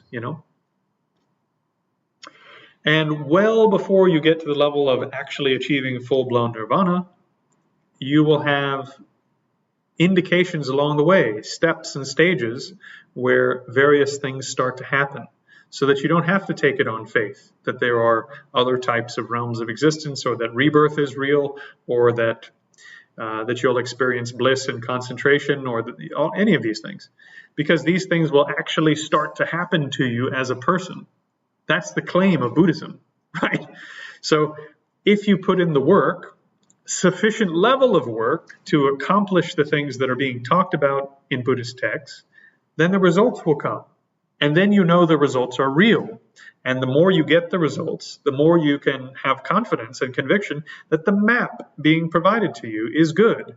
And if you keep following the map, you'll get to the destination listed on the map. You see? So you start where you are, assess what you can, then you put in some work, walk a few steps on the map and look at, well, is the map describing what's happening accurately? It is. Okay, keep going, That's it. And what's being described at the end is absolutely astonishing. The end, the destruction of beginningless, unimaginable suffering. And in terms of Mahayana enlightenment, attaining limitless capability to benefit others, and the attainment of limitless bliss, infinite bliss and happiness, expressed in limitless numbers of physical and mental forms that emanate outward for the benefit of others. I mean, if you want to talk about big promises, Buddhism is making very big promises, All of that turns out to be very tragic. It's like somebody who overcomes their hunger and they don't realize that a feast is being prepared for them right next door. And so it's like, in other words, it's the cessation of a desire that could be fulfilled. And the sadness and tragedy of that makes me think of the character Frost in my favorite novel by C.S. Lewis. And I think this is where he really, really turned the conversation and got it really wrong, which is quite sad. If you look at the practicality of trying to attain nirvana by moving from lifetime to lifetime, look at the Buddha's early life. According to these are a bit they're more historiography than history, but if we take sort of the gist of the description of the Buddha's lifetime, he was reborn in a circumstance where he was ultra wealthy. He was an ultra high wealth individual whose father wouldn't even allow, if a rose started to look a little wrinkly in the garden or a leaf started looking a little wrinkly, they would take even things that started to look slightly decayed and nothing dead, etc., were allowed to be near this child. So for his entire lifetime, he was surrounded by the most beautiful courtesans, the most beautiful music, the most beautiful feasts, the most beautiful architecture, rotating from palace to palace, depending upon the seasons, to take in the very best of every season. Every garden that he encountered, every bit of everything was trimmed and pruned just perfectly so that he never even saw a dead leaf in his life, I mean, this is how they describe it. Now, whether it was actually that extreme is another question, but he had to accumulate so much good karma, so much merit. When you look at his past lifetime stories, the Jataka tales, he has so much incredible bliss, so much incredible relationship with others for countless lifetimes before becoming the Buddha. Because part of the attainment of nirvana is having enough merit and good karma to actually blow out the candle. And then finally also, after blowing out the candle, to gain the capability to help all other beings everywhere at all times attain enlightenment also. This requires huge amounts of merit and good karma, which means that not only are you invited to one feast, you're invited to the end of time, to countless trillions upon trillions of countless numbers of unbelievable feasts everywhere, all the time. And you can go to all of them constantly with no suffering. And on top of that, you can be of benefit to others. On top of that, not only do you get exactly what you want all the time, but you get to be of unbelievable, perfectly timed, absolutely beneficial influence to every other being in reality forever. That's enlightenment. So, with due respect, because I do like Christian theology, and I do like Dr. Ortlund, I like his way of approaching things. My goodness, that is a feast. That's the feast you're being invited to. You're not being invited to simply stop being hungry.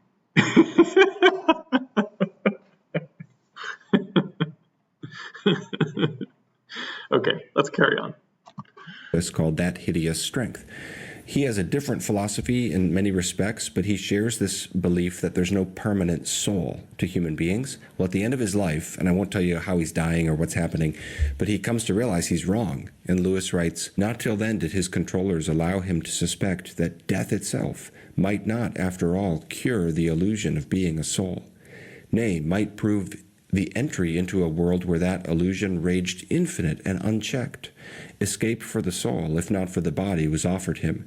He became able to know, and simultaneously refused the knowledge, that he had been wrong from the beginning, that souls and personal responsibility existed. He half saw, he wholly hated." And then we can ask, okay, what if the gospel is true and you do obtain that what theologians call the Beatific Vision, the sight of God in heaven, this infinite happiness that theologians speak of as the joy of heaven. If you want to understand that more, my favorite theological text and what I wrote my dissertation on is by...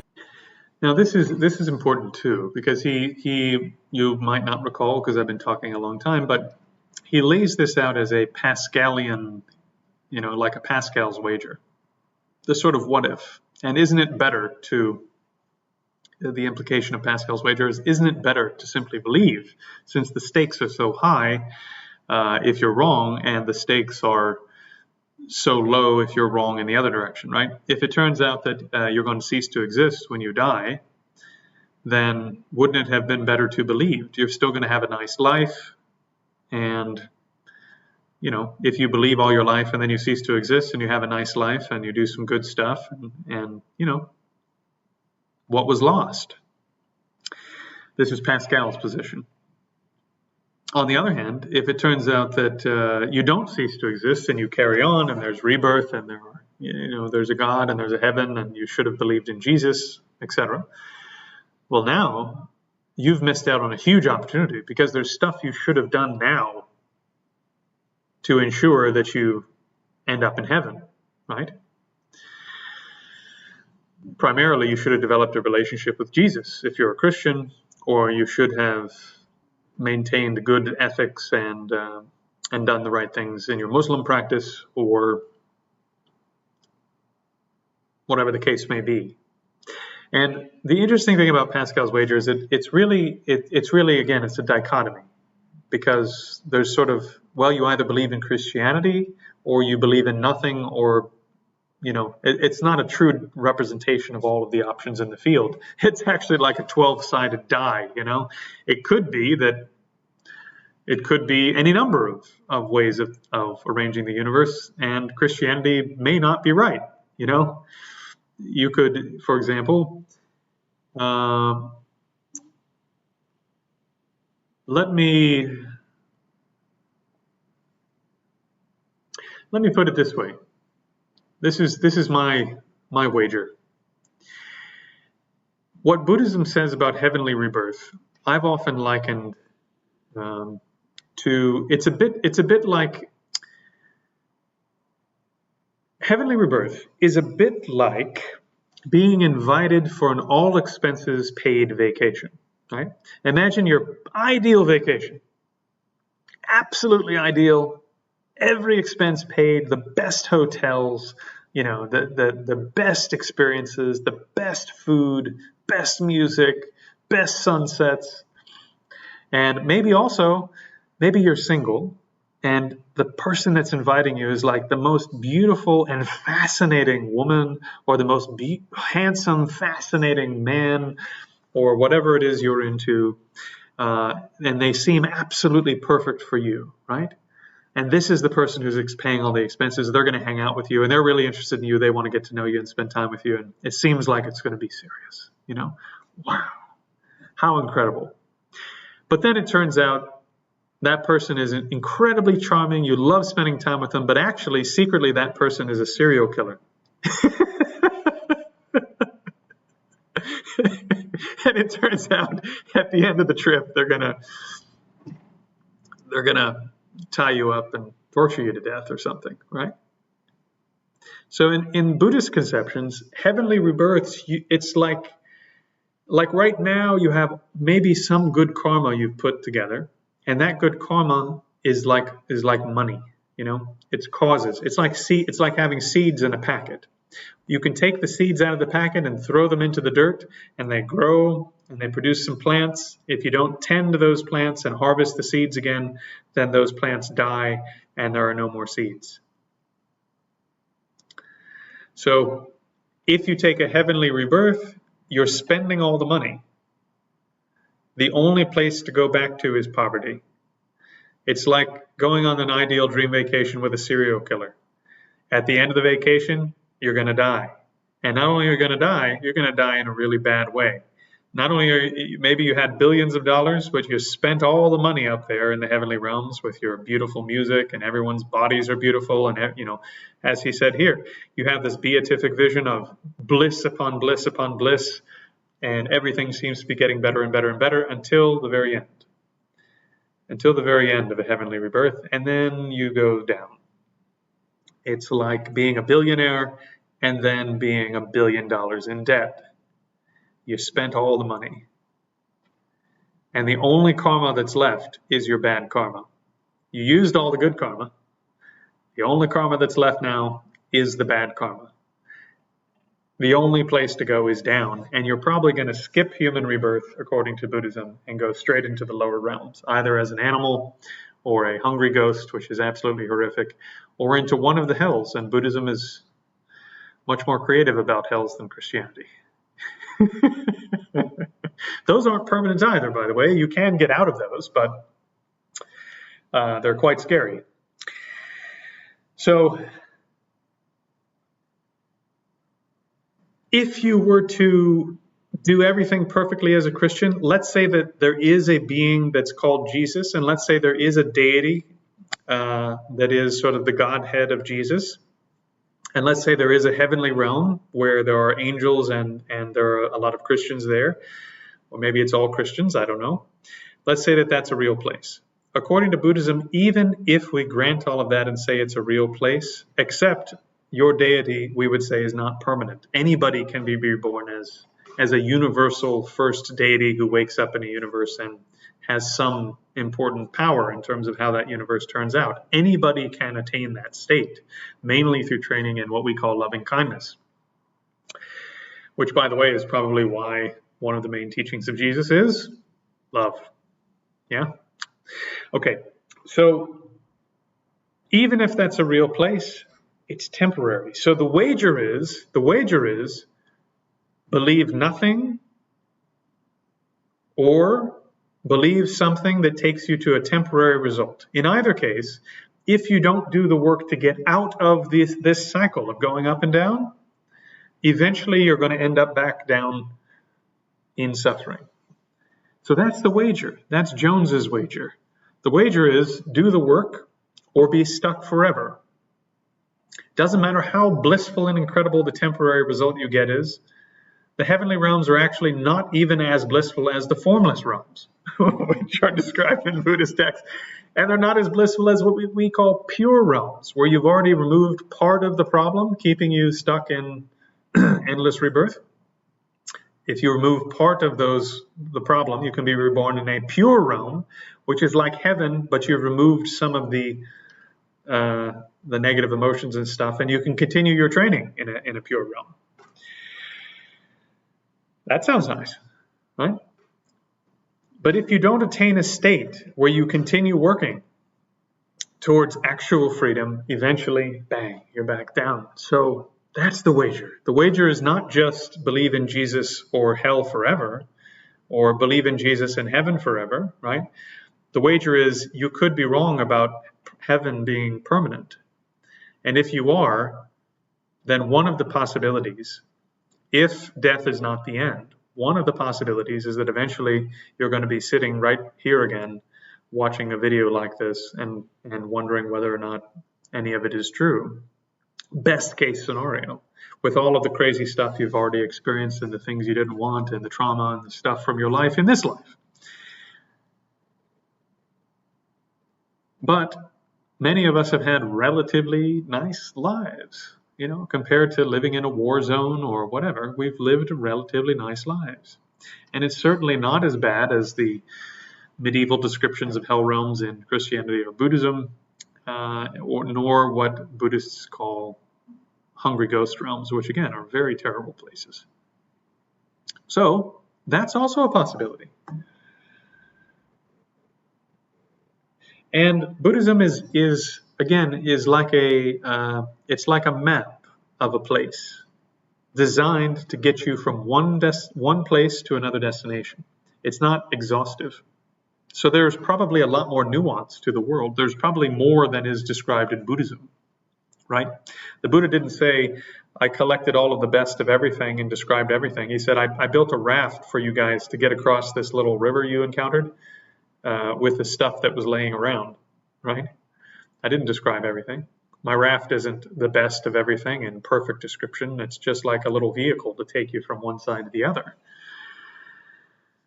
So probably the world is much weirder and more complicated and more nuanced with more exceptions than what is described in Buddhist texts. And some of that may be captured in other religions and other ideas, and that's perfectly fine from a Buddhist standpoint. But the broad structure, the Buddha said, is if you don't do certain types of internal work, then you have to eventually fall back down into lower types of existence because those parts of your being are not resolved. And they will eventually manifest and you end up back here or you end up somewhere worse. So, yeah, that's Jones's wager. By a medieval theologian called Anselm, and the whole point of this book called the Proslogion is it climaxes in this vision of joy. It's so amazing. I can't possibly summarize it all. But one of the things he talks about is how the joy of heaven for redeemed human beings and angels has this paradox to it, that it's both infinite and ever increasing. So at the moment of the entry into heaven, there's an infinite, it's not just a lot of joy, it's infinite joy, and because you possess God. And yet, somehow paradoxically, not only is it infinite, it's ever increasing as well at the same time, never, ever, ever to stop for all eternity. If you really start to grasp what Christianity is claiming, again, it's that feeling of, oh, golly, that's too good to be true.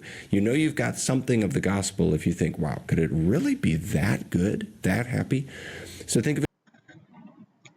And I think he could have made a much more interesting video here, but it wouldn't have been very good apologetically, you know, as a theologian if he had made this argument.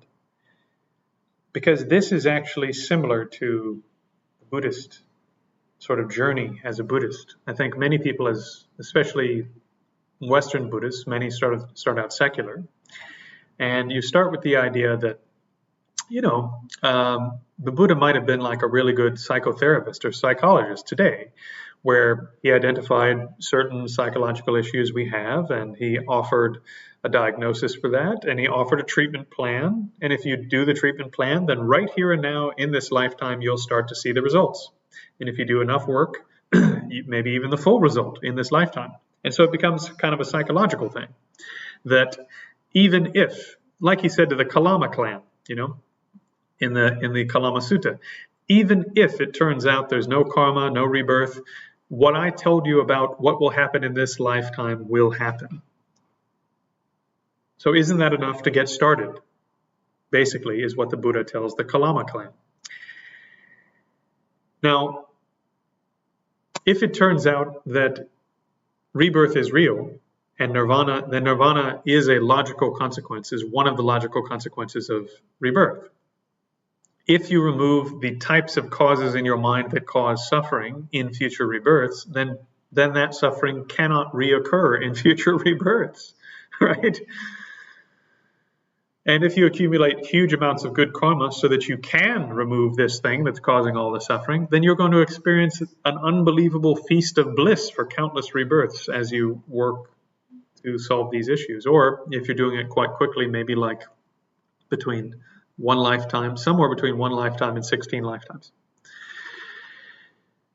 And if you think that the Mahayana Buddhists have the right idea about this, and we could talk about, if you'd like, at some point, why I think the Mahayana Buddhists do have the right idea about this, then the promise is not just that you will have your own personal, unbelievable bliss forever, but that after that attainment, you attain the capability, you can, with further training and development, gain capabilities that allow you to manifest yourself into billions upon trillions upon countless limitless worlds, to be of perfect, absolutely perfectly timed benefit to all beings, forever, until there are no more beings who need to be helped.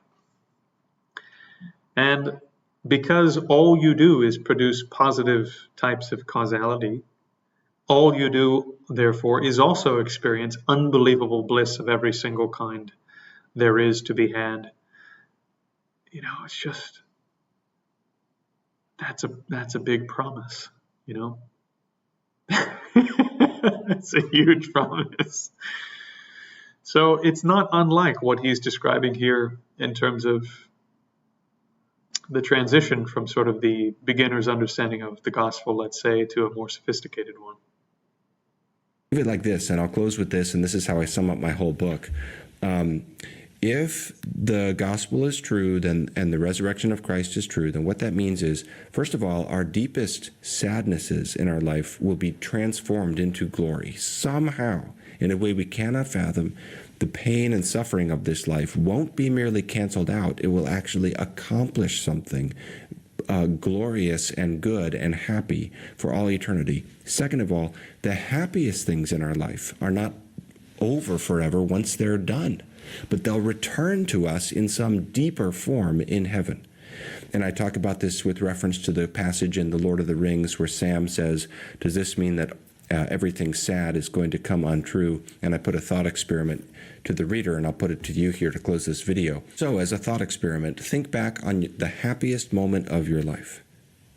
Perhaps an idyllic childhood memory when the world was safe and calm, perhaps being truly known by another person and for the first time loved rather than rejected, perhaps the attainment of a dream or reconciliation with a friend, or a simple moment of contentment out in nature. Happiness often sneaks in during quiet moments like that. Now imagine, for the sake of supposal, that you knew in your deepest heart of hearts that you would have that feeling of happiness back permanently.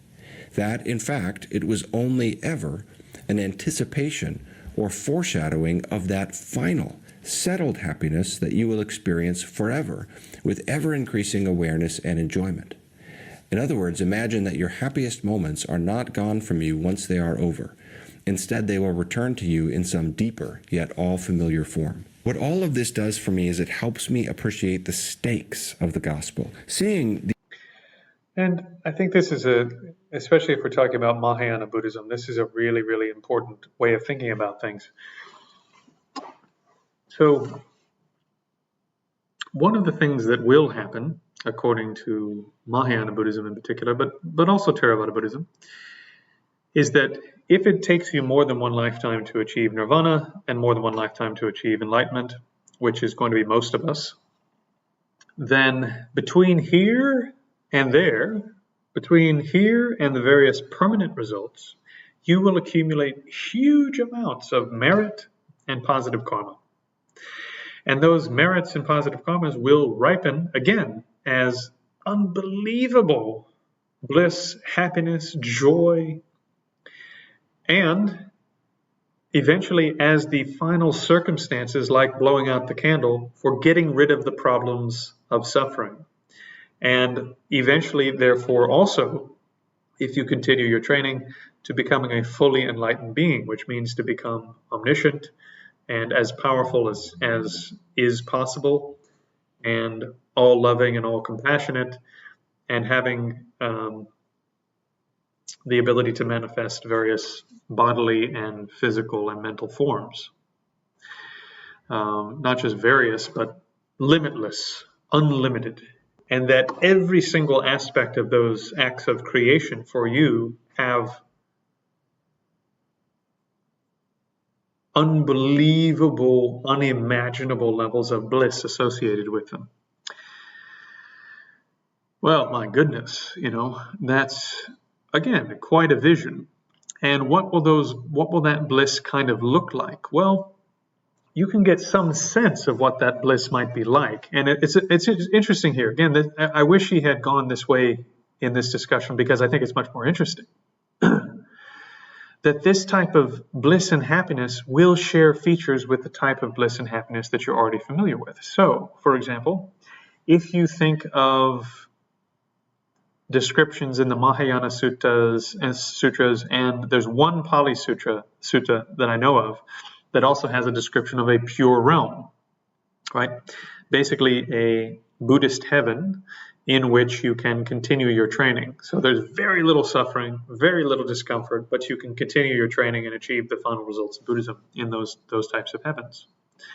This is different than an ordinary heaven where you're simply burning up your good karma, right? Right now, what you're learning to do in your Buddhist practice, hopefully, is to plant the seeds again and again and again, so that the results will come again and again and again. And you're learning how to not just plant a single seed that's kind of weak and it's not planted very well and the conditions aren't very good, but to plant extremely powerful, huge handfuls of seeds, great barrels full of seeds, by understanding all of the causal factors that are involved in creating karma. And therefore creating circumstances that are extremely beneficial, joyful, wonderful, both for yourself and giving you the capability to benefit other beings. So, for example, if you understand the components involved in generosity, first of all, it's really nice if somebody says, hey, can you, I hurt my eye, can you help me? I need to go to the doctor, but I don't have the money. It's so nice to be able to give someone the resources. Or if they say, hey, I don't have a car, can you drive me down to the doctor to handle? It's so nice to have the car and the time and you're able to afford the gas, So being able to have the time, the money, the emotional resources inside yourself, etc., to be able to benefit others, my goodness, that requires a lot of good karma to even be there, to be able to do that much. So ultimately when a Buddha is benefiting others, he's not benefiting others using his karma. It is according to the texts that describe these sorts of things. It is a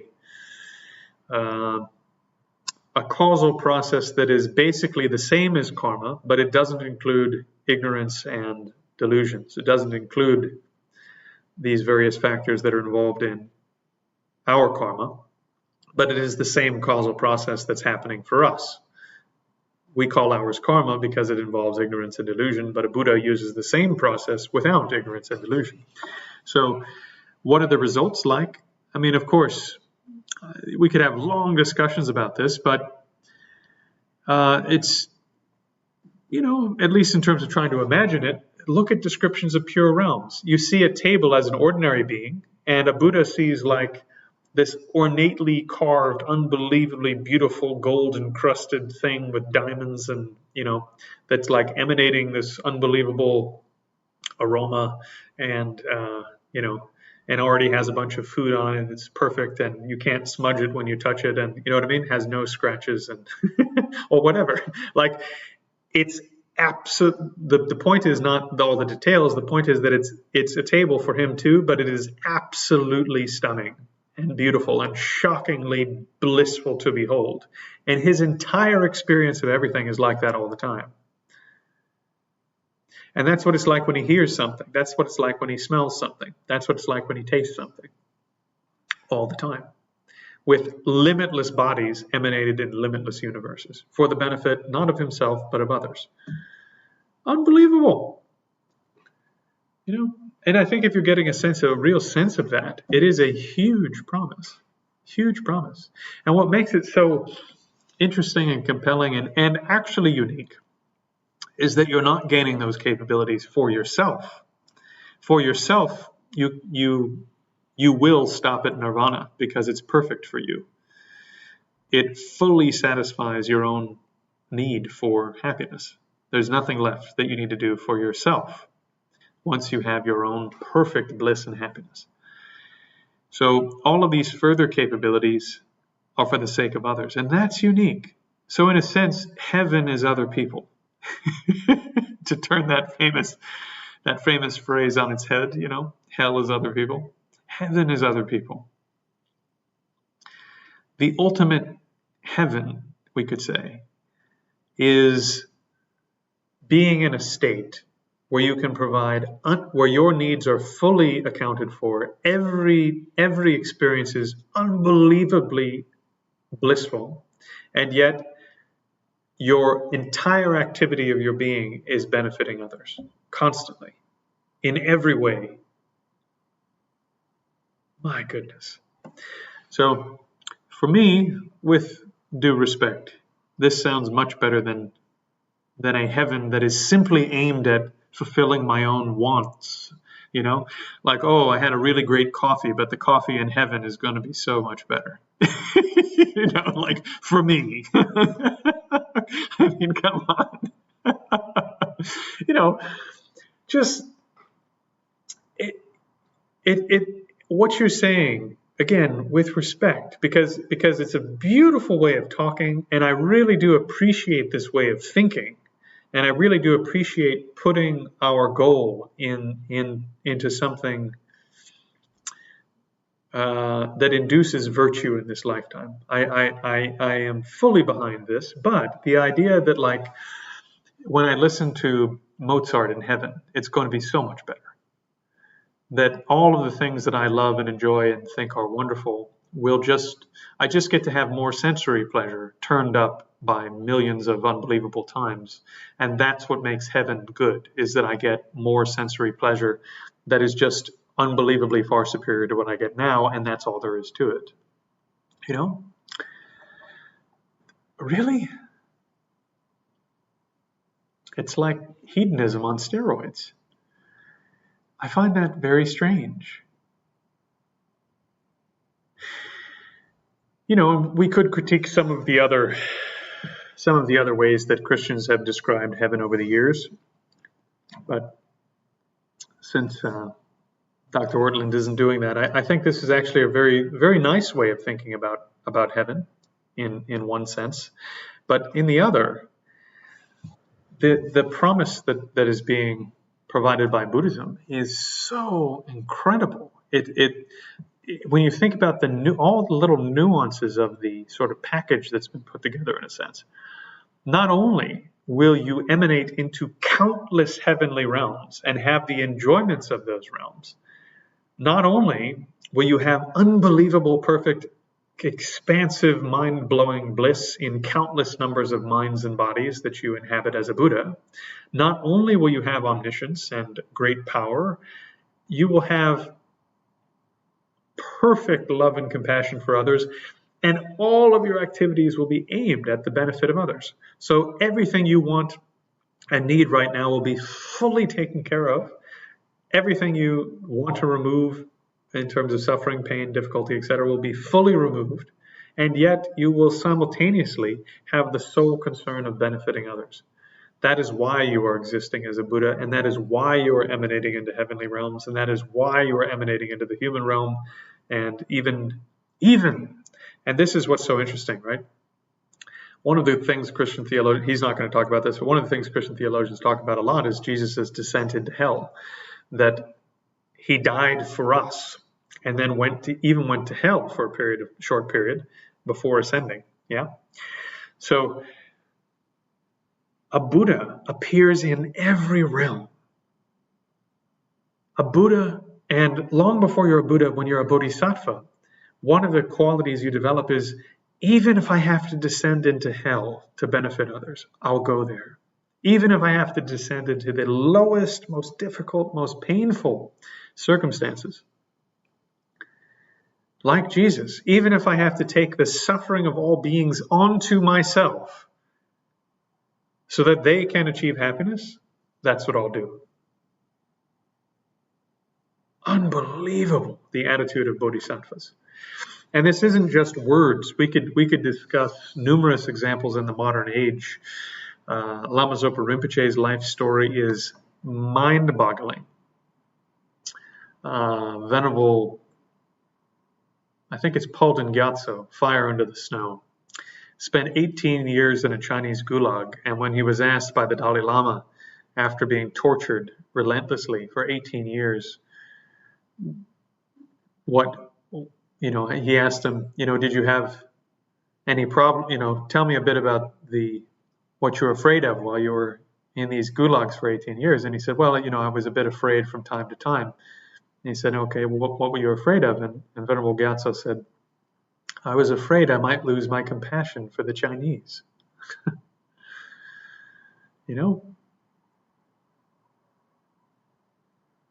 Powerful love, powerful compassion. These bodhisattvas are unbelievable. So this is the promise, and it is far from simply not wanting food any longer. It is far from simply not having hunger any longer. It is a promise, in essence, of eternal bliss for yourself and infinite capability to benefit others. That is the promise. And if we're doing Jones's dilemma, that is what you're giving up by not pursuing the path. Not only is there the risk that the path you're on leads down, but you're giving up the potential benefit of this on the way up. See? So this is not sure I need to say more about that. Let's just continue on. The happiness of the gospel doesn't prove automatically that you should believe in it or that it's true, but it just helps us appreciate how much is at stake, So I'll conclude by mentioning kind of two examples in my own life of when I've experienced this deep longing for heaven that all of us, I'm guessing, even though I don't think we need to go into the personal anecdotes, but again, if Dr. Ortlund sees this, thank you so much for making this video and giving me something to talk about. Maybe you and I could collaborate at another time and get on camera together. I think that'd be very interesting. I really do like your style. I like your way of approaching the issues. I like your honesty and humility and open-mindedness. I think it mirrors my own sort of from the Buddhist side. But we could have, I think, very interesting, very productive conversation if you were so inclined. But to summarize, there were a couple interesting points that he made that are common points that people get wrong, and there were a couple interesting points he made that were kind of sophisticated and new. The points that he made that people quite often get wrong is that the Buddha said the self is an illusion. That's not true. Or that there's no self whatsoever, which is not true, and that all desire needs to be eliminated. In particular, along the path, right? That's not true. Even a Buddha has the desire to benefit other beings, which is not a delusional desire, right? He has overwhelming love and compassion for other beings. Which is the desire for them to be happy and the desire for them to be free from suffering. Those are not delusive or disturbing emotions. This is not about simply not being hungry anymore. You were hungry and now you're not hungry, even though there's a feast next door that you could have attended that could have satiated your hunger.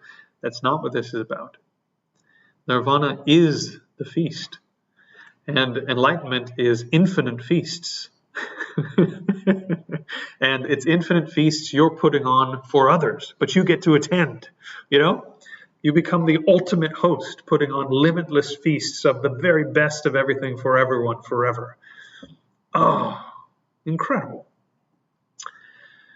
And then there were a number of small details about the Four Noble Truths, but again, I don't want to be too unfair there. He didn't do a terrible job, and some people do a very bad job with those ideas. And then he had, I thought, again, what was most sophisticated was this look at, the most sophisticated thing was his look at the analogy of the arrow. And again, the point that I made there is it's really important, especially for Buddhists, the outsiders, they're going to do what they're going to do. But as a Buddhist, you need to take a page out of the sort of Western handbook of looking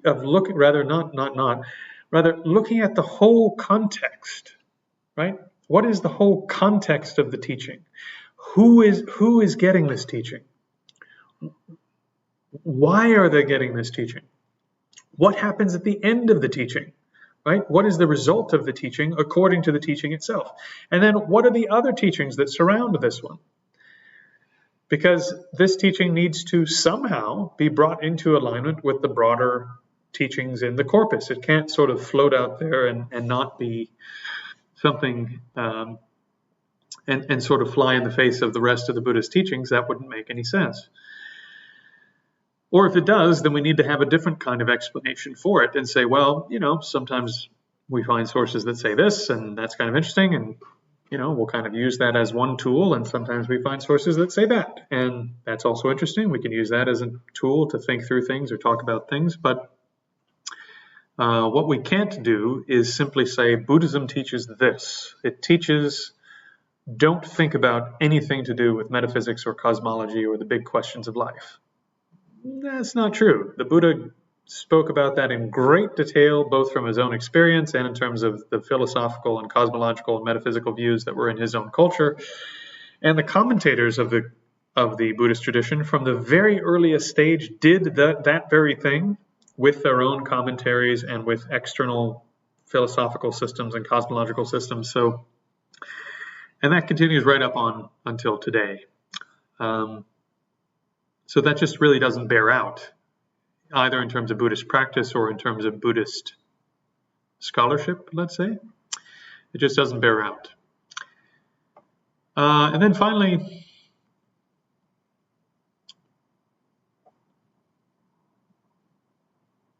the other interesting sort of critique, I guess, was his idea of how Buddhism basically doesn't address the permanent. How it's focused on the impermanent and doesn't have any way to bring the permanent into the impermanent. And I address that by saying, look, according to us, heavenly rebirth is temporary, no matter how incredible the beatific vision of that heaven is in one's visionary experience or near-death experience or meditative vision or whatever it is. That experience itself and the reality of being in that heaven are temporary conditions. They last an extraordinarily long time, but they're temporary. Since they're temporary, you haven't actually brought together the permanent and the impermanent, the changing and the unchanging. However, in the case of nirvana and Buddhahood, which I didn't cover in this way, but nirvana and Buddhahood, what you're doing is bringing the permanent into the impermanent world. You are attaining a state that is permanent by removing things. And that's why it's permanent. When you blow out the candle, the absence of the candle flame itself is uncaused and therefore unchanging and therefore stable. You could light the candle again, right? But the absence of that original candle flame, the absence of that wasn't caused. All it required was conditions in order for it to occur, let's say, although occur is a bit of a weird word for a cessation. And this is why we can know it's permanent. And in the same way, this is the type of language that's used in the canon, moksha, right? To blow out the candle. Nirvana, which means unbinding. You have undone the knot, right? I didn't talk about that analogy, but that's probably okay. It's probably enough for one video. In any case, hopefully you found this enjoying, and Dr. Ortlund, hopefully you feel I haven't butchered your ideas and your thoughts, and would be very much happy if you'd like to put together something where we got together and had a chat on basically any topic about interreligious or comparative ideas. And for those of you who are tuning in just to sort of see my take on various common objections and so forth to Buddhism, glad to see you, glad to have you, and I hope you'll tune in for the next one. Cheers.